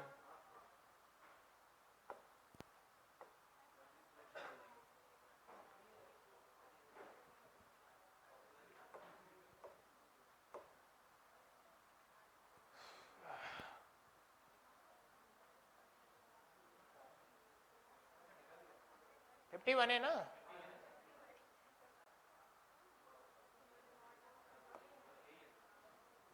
देखो, अब ये यूपीएससी का प्रश्न पर मध्य प्रदेश की फेमस योजना है जननी सुरक्षा योजना, इससे प्रश्न उन्होंने उठाया है। एमपी वालों के लिए इसमें हो सकता है जिन्होंने एमपीपीएससी का पढ़ा हो उनको सहूलियत थोड़ी हो गई हो। जननी सुरक्षा योजना के संबंध में निम्नलिखित कथनों पर विचार कीजिए। ये राज्यों के स्वास्थ्य विभागों की एक सुरक्षित मातृत्व योजना है। करेक्ट हो सकता है। इसका उद्देश्य गरीब गर्भवती महिलाओं में मातृ तथा नवजात शिशु मृत्यु दर में कमी लाना है। बिल्कुल है। इसका लक्ष्य गरीब गर्भवती महिलाओं के लिए स्वास्थ्य केंद्रों में प्रसव को बढ़ावा देना है। इसका लक्ष्य गरीब गर्भवती महिलाओं के लिए स्वास्थ्य केंद्रों में प्रसव को बढ़ावा देना है। मतलब हर किसी के लिए। अच्छा, हाँ। इसके उद्देश्य में 1 वर्ष की आयु तक के गंभीर बच्चों को लेकर के स्वास्थ्य सुविधाएं प्रदान करना शामिल है। देखो शब्द भी समझो, पहला स्टेटमेंट सही रहेगा या गलत रहेगा? राज्यों के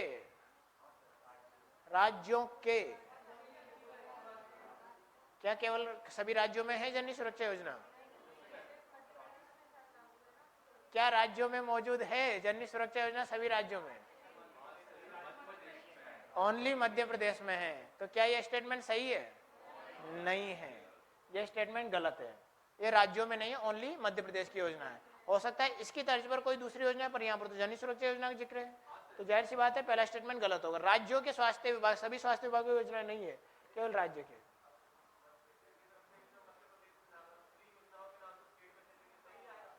लेकिन जननी सुरक्षा योजना है ना, बात वो जननी सुरक्षा योजना की कह रहा है। अगर कहते हैं कि वो कहता है कि जननी सुरक्षा योजना की तर्ज पर राज्यों में चल रही है, या फिर मातृत्व सुरक्षा के लिए राज्यों में कई नाम से योजनाएं संचालित, तो हम उसको सही मानते हैं। ठीक है। अगला, इसके उद्देश्य में 1 वर्ष की आयु तक के गंभीर बच्चों को लोक स्वास्थ्य सुविधाएं प्रदान करना शामिल है।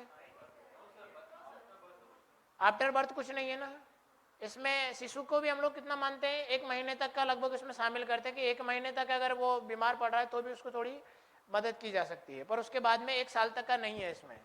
ठीक है। ऑप्शन 3 सही रहेगा, है ना। गरीब लक्ष्य, गरीब महिलाओं के लिए विशेषकर से प्रयास करते हैं हम लोग। फोकस किसको करते हैं इसमें? गरीब का मतलब आप क्या समझ रहे हो?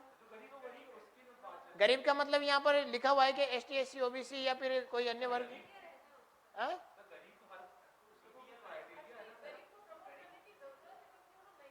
ये जो योजनाएं लाई जा रही है, देखो इसमें प्रयास किया जा रहा है। जो सक्षम है वो तो क्या करता है, सक्षम है वो आर्थिक रूप से सक्षम व्यक्ति है, वो तो क्या करेगा कि जो संस्थागत प्रसव है उसी को करेगा, है ना, क्योंकि वो पढ़ा लिखा रहेगा तो उसको उसकी बात जानकारी रहेगी, इसलिए वो संस्थागत प्रसव को ज्यादा महत्व देगा। ज्यादातर प्रयास कहाँ किए जा रहे हैं कि जिन क्षेत्रों में सुविधाएं नहीं है उनको बढ़ावा देने के लिए। तो आप यहाँ गरीब का मतलब मत समझिएगा ये सबके लिए योजना है, माना कि, पर फोकस हम गरीबों को करते हैं। अच्छा ये बताओ, हम लोग अस्पताल में जाते हैं, कई लोग आप में से जो ST, SC, OBC के नहीं है, जनरल के भी होंगे, वो अस्पताल नहीं जाते क्या? गवर्नमेंट जाते हैं। अस्पताल वाला ये पूछता है कि आप किस कैटेगरी के हो, आपका इलाज करूंगा नहीं करूंगा? सभी जाते हैं, और फोकस किसको किया जाता है? सबको, सबको करता है, लेकिन फोकस गरीबों को करता है। अब आप देखो, चलो ऐसे समझो, ऐसे समझो, लिसन टू मी, है ना। देखो हेमंत, लिसन टू मी, है ना। देखो क्या होता है, मुकेश अंबानी अगर आधार कार्ड लेकर के गवर्नमेंट हॉस्पिटल चला जाए तो उसको सरकार मना करेगी क्या? तो सबके लिए, लेकिन फोकस किसके लिए लाई जाती योजनाएं? गरीबों के लिए। ओके, चलिए ध्यान दीजिएगा। ओके, आगे चलते हैं।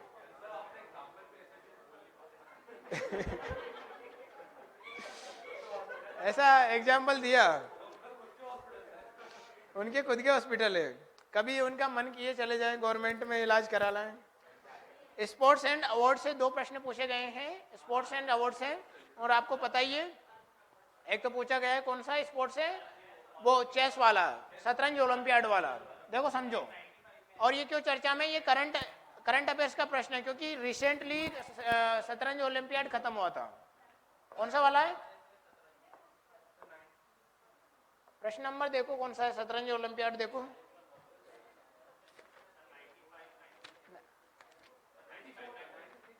95 है, 95, हाँ 95 96 है।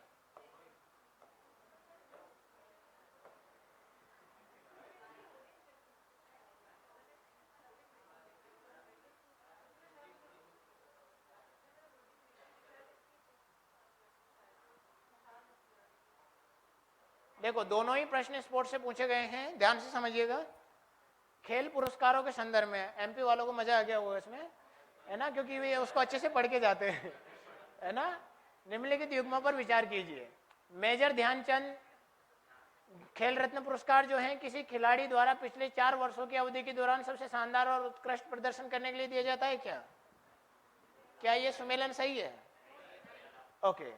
अर्जुन पुरस्कार किसी खिलाड़ी द्वारा जीवन काल की उपलब्धियों के लिए जीवन काल की उपलब्धियों के लिए दिया जाता है, क्या ये सही है? नहीं दिया जाता। लाइफ टाइम अचीवमेंट मिलता है क्या अर्जुन अवार्ड? नहीं मिलता ना। अगला है द्रोणाचार्य पुरस्कार उन प्रतिष्ठित प्रशिक्षकों को सम्मानित करने के लिए दिया जाता है जिन्होंने सफलतापूर्वक खिलाड़ियों की टीमों को, ये सही है। ओके। राष्ट्रीय खेल प्रोत्साहन पुरस्कार खिलाड़ियों द्वारा रिटायर होने के बाद भी किए गए योगदान की सराहना के लिए दिया जाता है, हाँ ये भी सही है, ये भी सही है। राष्ट्रीय खेल प्रोत्साहन पुरस्कार सपोर्टेड व्यक्तियों को दिया जाता है। जैसे मान लीजिए मैंने एक न्यूज पढ़ी थी जिसमें कोई एक विद्यालय था, उसके कोई प्रोफेसर थे, तो उनको क्या वो रिटायर हो गए थे, लेकिन उन्होंने स्पोर्ट्स में बहुत सारा योगदान दिया, रिटायरमेंट के बाद भी वो योगदान देते रहे, तो उनको भी ऐसे अवार्ड दिए गए। खेल संस्थानों को भी दिया जा सकता है। हाँ जी,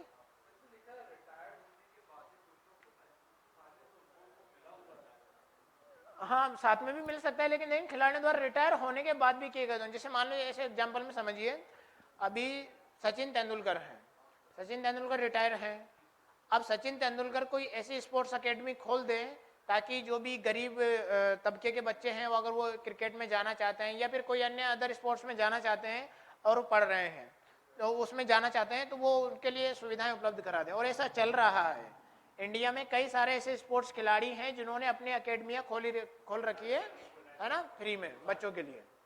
तो उनको वो क्या कर रहे हैं, प्रोत्साहित कर रहे हैं। अब सचिन तेंदुलकर तो रिटायर हो चुके हैं, उनको ऐसा अवार्ड दिया जा सकता है। ऐसे कई सारे खिलाड़ियों के ऐसे अवार्ड मिले हैं जिन्होंने योगदान दिया है। ऐसे कई सारे कोच भी ऐसे हैं जो कि रिटायर हो चुके हैं या उस टीम में नहीं रहे, उसके बाद में भी उनको ऐसे अवार्ड मिले हैं। तो ये भी सही है, ये भी सही है। कितने स्टेटमेंट सही हो गए? 2।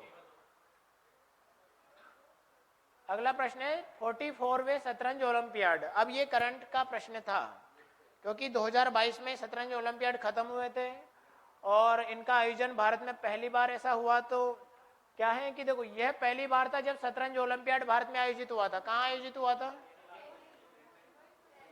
चेन्नई में हुआ था ना। हाँ, इसके अधिकृत शुभंकर को तंबी नाम दिया गया था, सही है। ओपन सेक्शन को जीतने वाली टीम के लिए ट्रॉफी वेरा मैनचिक कप होती है, ये सही है क्या? देखो मुझे इसमें डाउट है। महिला विभाग सेक्शन में जीतने वाली टीम के लिए ट्रॉफी हैमिल्टन रसेल कप होती है। वैसे इसका ऑप्शन केवल 2 सही है, आप थोड़ा एक बार पढ़ लीजिएगा, मुझे इसकी जानकारी नहीं है कि इसमें ये कौन से ट्रॉफीज को मिलता है, लेकिन इतना पता था कि ये भारत में हुआ था ये पहली बार।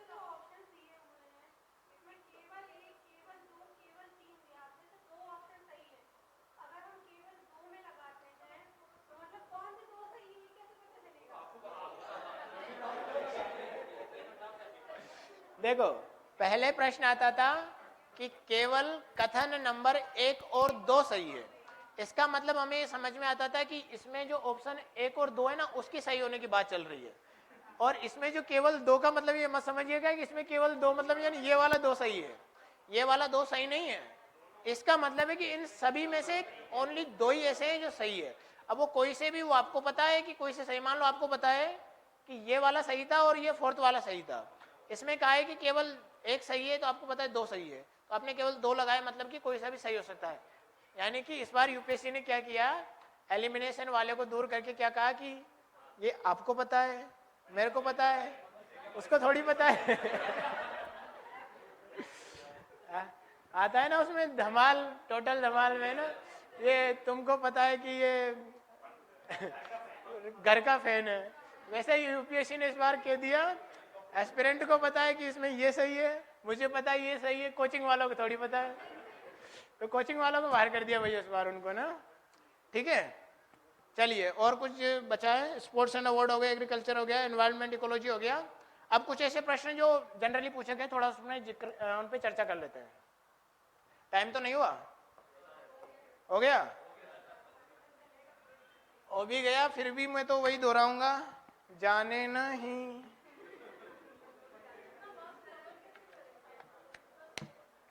जाने नहीं देंगे अभी जब तक कि थोड़ा पूरा डिस्कशन कंप्लीट ना हो जाए। हाँ, कोई डाउट तो नहीं?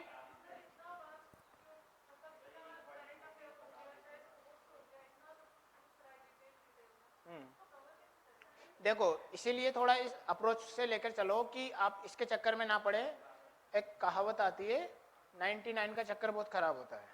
99 का चक्कर मतलब कि कोई व्यक्ति, ऐसी कहानी आती है कि ये कोई सेठ था, उसके बाद बहुत सारा पैसा था, है ना, इतना सारा पैसा था कि वो बहुत कुछ कर सकता था उस पैसे से, लेकिन वो चाहता था कि मेरे पास, ऐसा माना गया है उसके 99 उसके पास घड़े थे सोने के, और वो एक और चाहता था कि मेरा किसी प्रकार से 100वां घड़ा भर जाए, मतलब 100 घड़े हो जाए मेरे पास।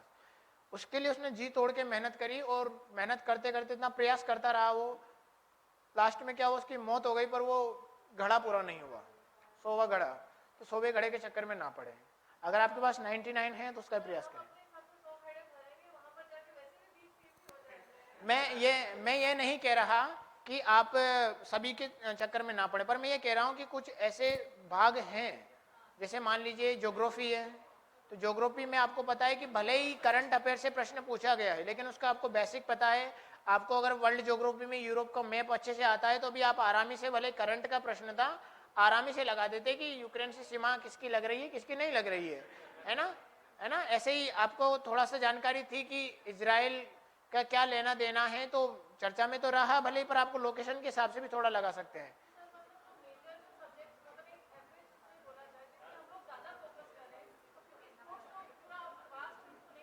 हाँ हाँ, बिल्कुल। इस बार का तो, इस बात का थोड़ा ध्यान रखें, स्पोर्ट्स के चक्कर में तो बिल्कुल ना पड़े। एमपी वालों के लिए स्पोर्ट्स फायदेमंद होता है, एमपी पीएससी में, क्योंकि स्पोर्ट्स से प्रश्न वहां से पुटअप होते हैं बहुत सारे। यू हाँ हाँ, इस बार नहीं आया था, पर सामान्य जनरली ऐसा देखा जाता है कि एमपीपीएससी में स्पोर्ट्स अच्छा ठीक ठाक वो करता है। यूपीएससी में स्पोर्ट्स का उतना ज़्यादा नहीं रहता है, क्योंकि उसको क्या करना पड़ता है, सभी चीज़ों को शामिल करना पड़ता है। इसीलिए आप स्पोर्ट्स वगैरह ऐसे भागों को थोड़ा बचे। अभी कितने प्रश्न आए थे स्पोर्ट्स से? 2 प्रश्न। अब 2 प्रश्नों के चक्कर में, सुनो इधर से ध्यान से, 2 प्रश्नों के चक्कर में आप 2 महीने बर्बाद कर दोगे क्या? ये तो होशियारी नहीं, बेवकूफ़ी होगी। अगर 2 महीने अगर हम किसी ऐसे पोर्शन पे लगाए, हम लोग पॉलिटी में कॉन्स्टिट्यूशन पे लगा दें, ज्योग्राफी के फिजिकल पे लगा दें, या फिर हिस्ट्री के मॉडर्न पे लगा दें, तो वो ज़्यादा फायदेमंद रहेगा।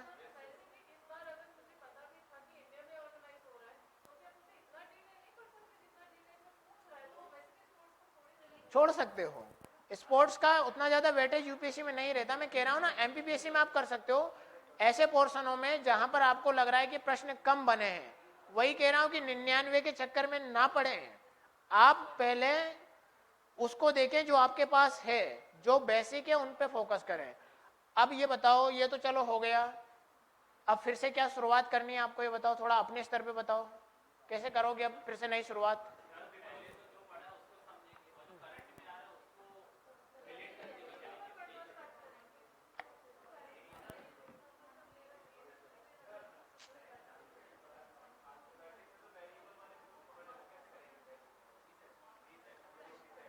उनके लिए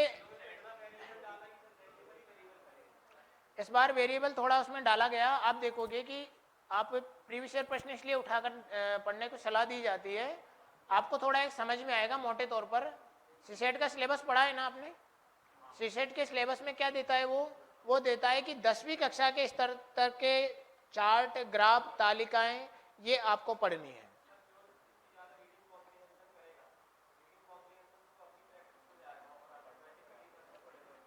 पहले प्रश्न का जवाब पूरा सुने ना। देखो क्या है, अगर हम लोग पिछले 7-8 सालों के प्रश्न उठा के देखो, 2013 में यूपीएससी का सिलेबस चेंज हुआ था, एमपीपीएससी का 2015 में चेंज हुआ था, उसके बाद 2019 में हुआ, 2019 मतलब 19 का हो गया, 20 में हुआ था ना। तो अब देखो एमपीपीएससी का तो हमें क्या करना पड़ेगा कि 2015 से ही उठाना पड़ेगा, क्योंकि 19 के बाद 20 के बाद में बहुत ज़्यादा 1-2 ही अटेम्प्ट हुए हैं, लंबे उसने डिले कर दिया है। यूपीएससी में तो अभी चेंज हुआ ही नहीं है। तो आप कम से कम 2013 तक के प्रश्नों को अभी तक के प्रश्नों से थोड़ा सा अच्छे से रीड कर लें। रीड का मतलब कि ये मिला लें कि किस वाले पोर्शन से प्रश्न ज़्यादा बन रहे हैं, उस वाले पोर्शन को ही आप मैथ में थोड़ा सा कवर कर लें, है ना। आपको पता है जैसे कोडिंग डिकोडिंग वाला प्रश्न है रीजनिंग में, हर बार उससे 2 या 1 प्रश्न बना ही बना है ना। अब आपको पता है जब कोडिंग डिकोडिंग वाले चैप्टर से आना ही है, अगला महीना कौन सा होगा, कौन सा वार होगा, वो वाला उस वाले प्रश्न से आना ही है, तो उसको तो हम तैयार कर सकते हैं ना। हमें पता है वेरिएबल आ रहे हैं, हाँ ठीक है, कोई सारे पोर्शन ऐसे हमने कवर नहीं किए, लेकिन हमें पता चलेगा कि अगर 13 से अभी तक देखें तो कोडिंग डिकोडिंग से प्रश्न बने, तो हम उस प्रश्न को तो उसको तो थोड़ा बढ़िया कर लें।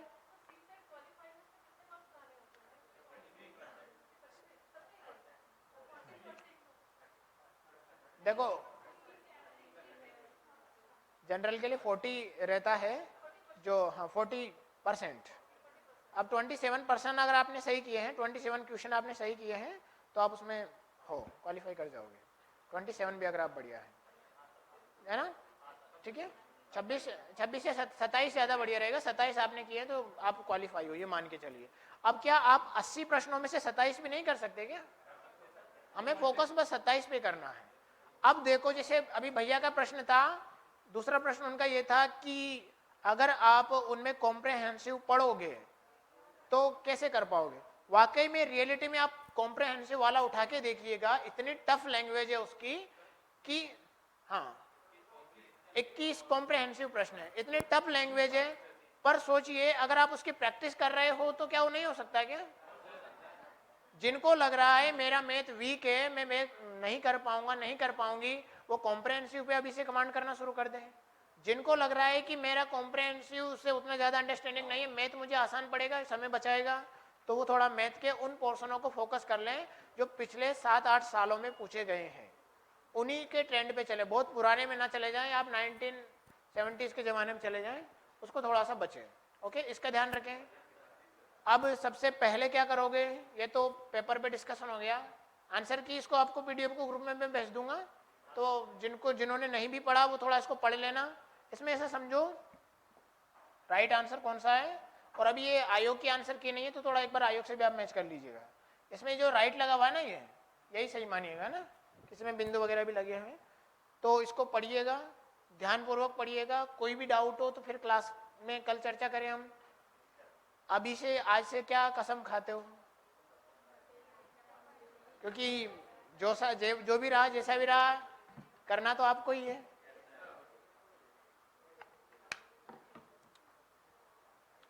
अर्ज किया है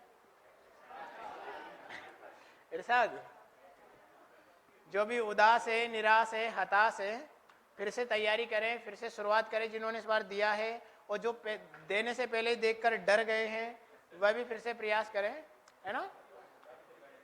तो एक शेर आता है, यूं थक कर ना बैठ, नहीं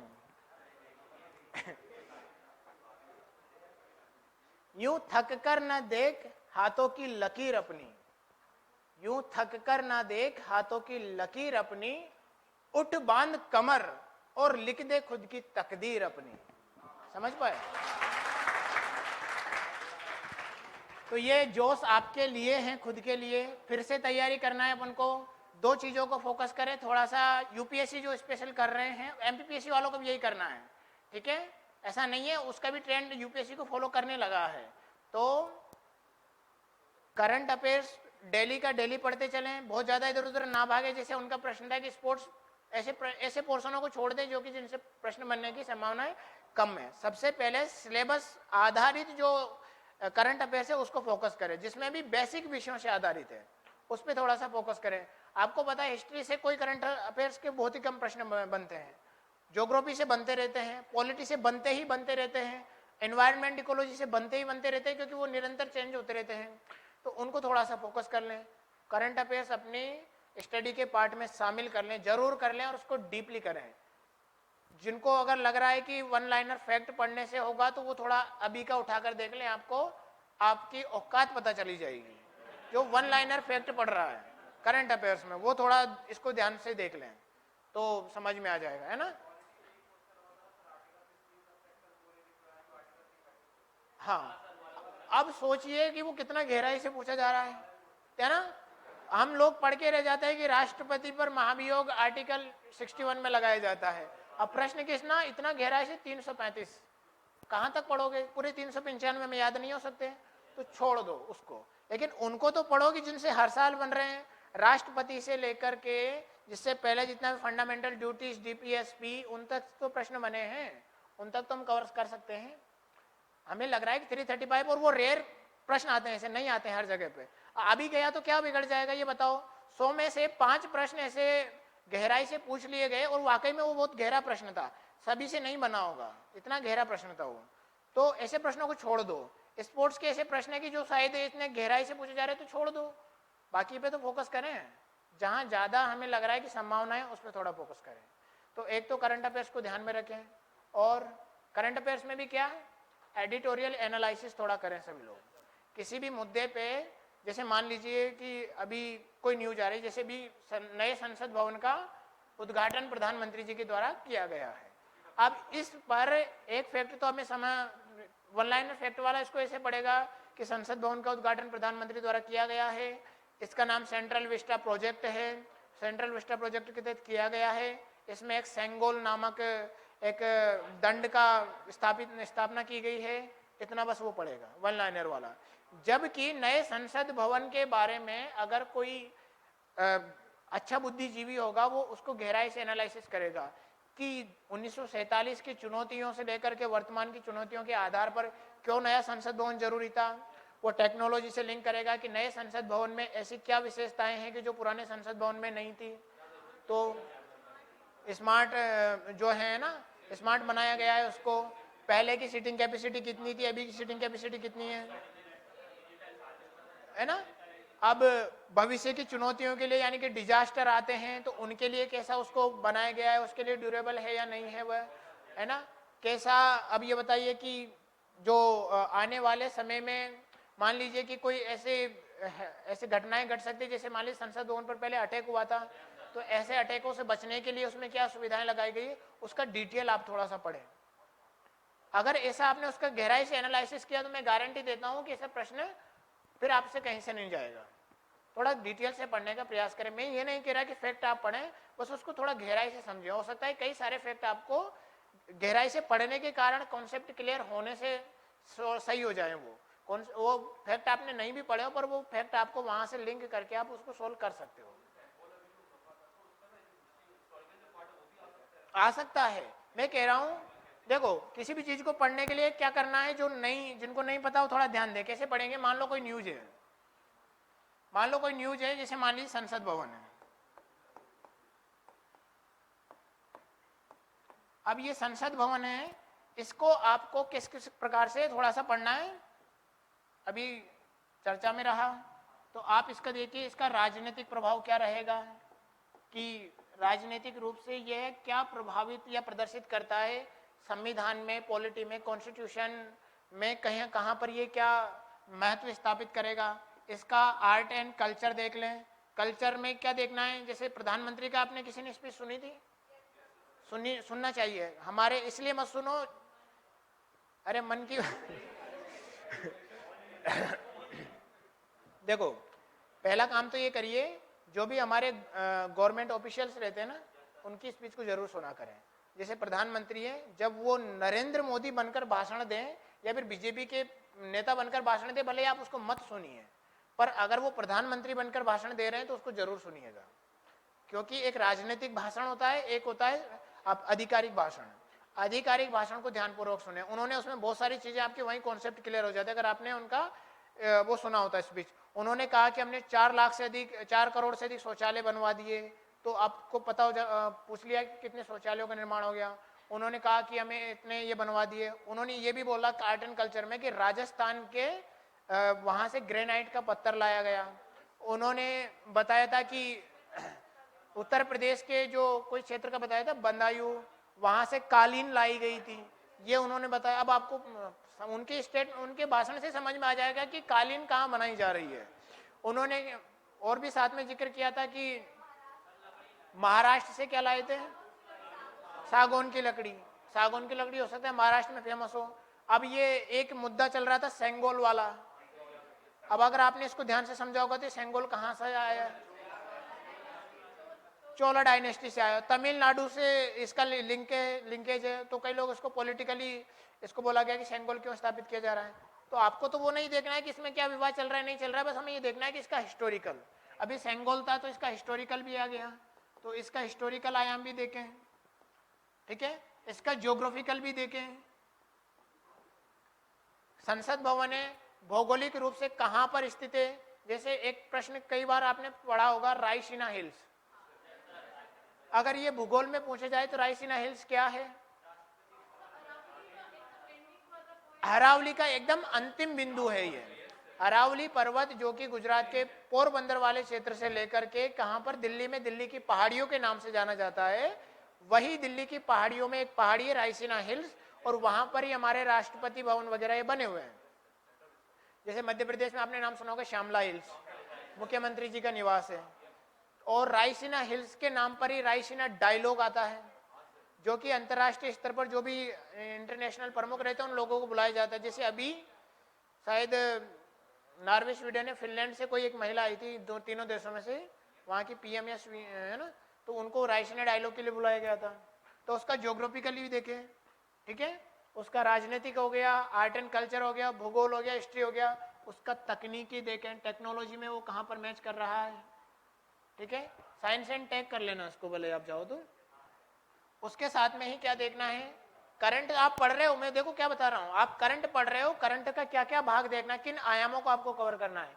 टेक्निकली देखें, हिस्टोरिकल अगर उसका कोई लिंकेज है तो वो देखें, ज्योग्राफिकली कोई लिंक है तो वो देखें, आर्ट एंड कल्चर देखें, राजनीतिक देखें। इसके अलावा भी कुछ और चीज आपको लग रहा है कि इसमें कोई विशेष है, उस विशेष को भी आप देख सकते हो। और अगर ये है, इसमें प्रधानमंत्री जी के द्वारा क्या बात कही गई थी कल, कि हमने 60,000 से ज्यादा जो मजदूर थे उनको इस सेंट्रल विस्टा प्रोजेक्ट के तहत क्या मिला, रोजगार मिला। यानी कि उसका आर्थिक भाग भी देखें, इकोनॉमिकली भी देखें। ऐसे सारे आयामों को अगर आप कवर कर रहे हो किसी भी न्यूज का, तो आप फिर आपसे प्रश्न छूटेगा नहीं तो फिर हमें उदासी का ही सामना करना पड़ेगा, वहां जाकर पेपर में चक्कर आएंगे, कुछ भी हो सकता है। तो थोड़ा इस प्रकार से आप पढ़ें, इसमें बेसिक भी कवर हो रहा है, इसमें करंट भी कवर हो रहा है, सब चीजें कवर हो रही है, ठीक है। तो इसका ध्यान रखें। एक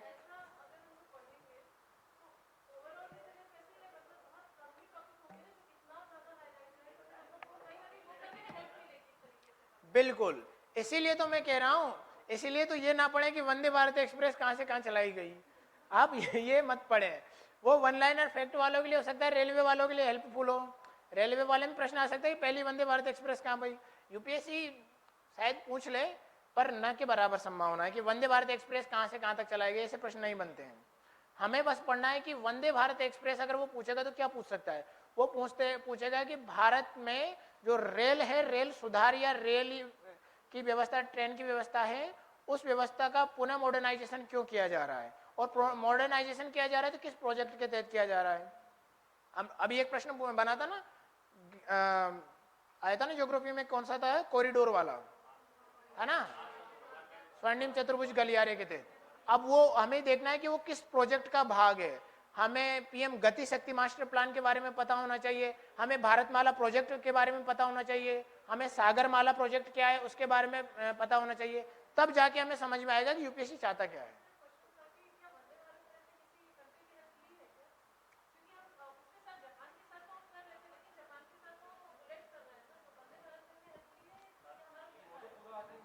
हकीकत में बताऊं, ये मैंने नहीं पढ़ा तो मुझे नहीं पता, ठीक है। बस मैं ये कहना चाह रहा हूं कि आप उस चीज को थोड़ा सा ध्यान पूर्वक समझें, है ना। तो किस प्रकार से कवर करेंगे, इस प्रकार से।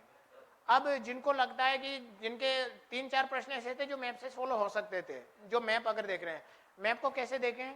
मान लो कि आपसे प्रश्न पूछा गया कि संसद, अभी करंट में चर्चा में रहा कि संसद भवन है, संसद भवन को देख लें कि दिल्ली कहाँ पर है, फिर दिल्ली में देख लें, आपको दिल्ली का मैप अलग से दिया रहता है, तो दिल्ली में देख लें कि यहाँ पर सेंट्रल विस्टा प्रोजेक्ट में क्या क्या चीज़ें शामिल है, क्या क्या नहीं है, तो मैप को वहाँ हाथों हाथ लोकेट करके देख लें। फिर उसके साथ ही देख लें कि हरियाणा कहाँ से, दिल्ली से कहाँ लगा हुआ है, पास में ही देख लें कि दिल्ली से लगे हुए कौन से ऐसे स्टेट है जो लगे हुए हैं, नहीं लगे हुए हैं। एक प्रश्न आया था ना शायद एमपीपीएससी में आया था कि इस किस राज्य की सीमा इससे नहीं लगी हुई, ऐसा कुछ प्रश्न था, शायद दिल्ली या हरियाणा के संदर्भ में कुछ ऐसा प्रश्न था। तो ऐसे प्रश्न मैप से सीधे बन सकते हैं। हाँ था ना एक, हाँ बिल्कुल। तो ऐसे प्रश्न हमारे मैप से भी सही हो सकते हैं। तो आपको क्या करना है, जब भी आप मैप पढ़ रहे हो, मान लो न्यूज पढ़ी, तुरंत उसका मैप में उठा के देख लीजिए हाथों हाथ। ये मत सोचिए कि मुझे मैप उठा के पढ़ना है। अगर आपको लग रहा है कि मैं मैप पढ़ सकता हूँ या पढ़ सकती हूँ तो आप पढ़ें, पर अगर आप कोई चीज़ पढ़ रहे हो तो उसको मैप साथ में रखें और उसको पढ़ ले जरूर, तो जल्दी आराम से वो कवर भी हो सकता है। और जल्दी आप उसका एक काम जरूर करना है पढ़ने के दौरान, जब भी उस चीज़ को पढ़ रहे हो, मान लीजिए प्रश्न आया है कि दिल्ली में संसद भवन का उद्घाटन किया गया, तो उसके साथ में ये भी देख लें, दिल्ली के देख रहे हो साथ में ये भी देख लो हरियाणा कहाँ है, पास में आसपास ग्रेटर नोएडा कहाँ है, नोएडा कहाँ है ना, पानीपत कहाँ है, सोनीपत कहाँ है, अगल बगल में ही लगे हुए, थोड़ा सा उसके दायां बायां भी देख लें, आराम से हमारा मैप भी कवर हो जाएगा। इस बात का थोड़ा सा ध्यान रखें, ओके। और कैसे करोगे, और क्लास में जो पढ़ाया जा रहा है तो रेगुलर रहें सही, इसके अतिरिक्त भी कुछ प्रयास करें। हमारे प्रयास आप लोगों के लिए आधे से भी कम है। हम लोग 2 घंटे में आपको सब कुछ नहीं समझा सकते, सब कुछ नहीं पढ़ा सकते, और अगर हमारे दम पर ही अगर आप केवल बंदूक चलाना चाहते हो हमारे कंधों पर रखकर, तो आपका निशाना गलत जाएगा ही।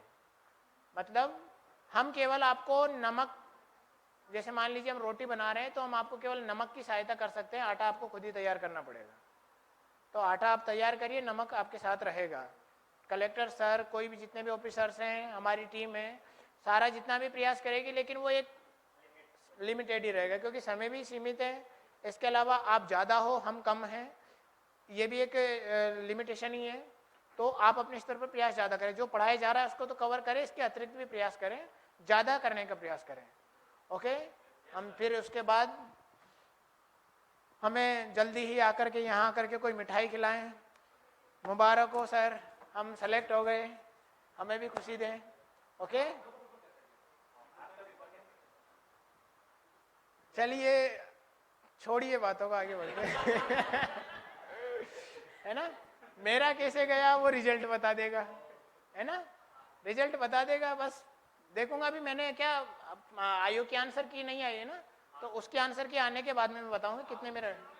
हाँ, स्टेट पीएससी भी दिया था मैंने, पर मैंने अभी भी उसका मिलाया नहीं है क्योंकि मुझे पहले यूपीएससी देना था। मुझे डर था कि मैं स्टेट पीएससी में कहीं डिप्रेशन में ना आ जाऊं, इसीलिए मैंने अभी तक उसके आंसर की नहीं मिलाई है। मैं मिलाकर पर बताऊंगा आपको, ओके।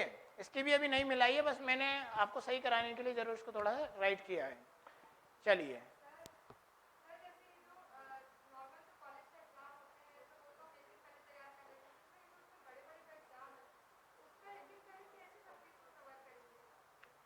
इसके लिए तो एक दिन पहले तो कवर हो नहीं सकता है।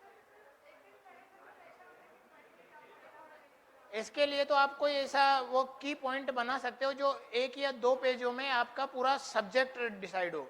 जैसे आप देखोगे, मैं कोई एक आईएएस ऑफिसर थे, शशांक सुनो, एक आईएएस ऑफिसर थे, नाम क्या था, नाम शायद मुझे याद नहीं आ रहा, पर उन्होंने कहा था कि अगर मैं उस टॉपिक में अगर मैं अल्फा भी लिख रहा हूँ, मान लीजिए मैं अल्फा भी लिख रहा हूँ या बीटा लिख रहा हूँ या एस लिख रहा हूँ, तो इसका मतलब और के लिए तो केवल ये डॉलर का साइन हो सकता है, मेरे लिए हो सकता है एस का मतलब ये सेंगोल हो, मेरे लिए हो सकता है इसका मतलब ये स्ट्रेटेजी हो, कुछ हो। तो अपने वो शॉर्ट नोट्स बनाते हैं, तो आप उसको समराइज करते हुए और इतना ज़्यादा समराइज करते हुए कुछ 2-4 पेजों पे ले आए।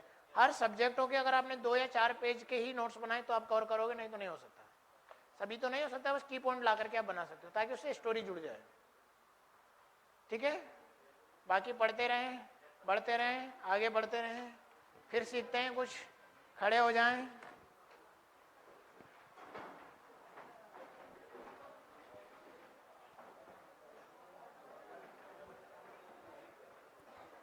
आ जाइए, फिर से नई शुरुआत करेंगे।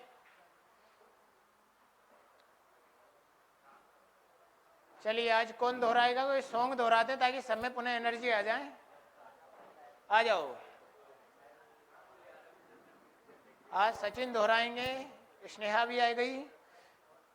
क्या दोहराएंगे? आरंभ है प्रचंड, है ना। आरंभ मतलब शुरुआत, और वो भी कैसी? प्रचंड मतलब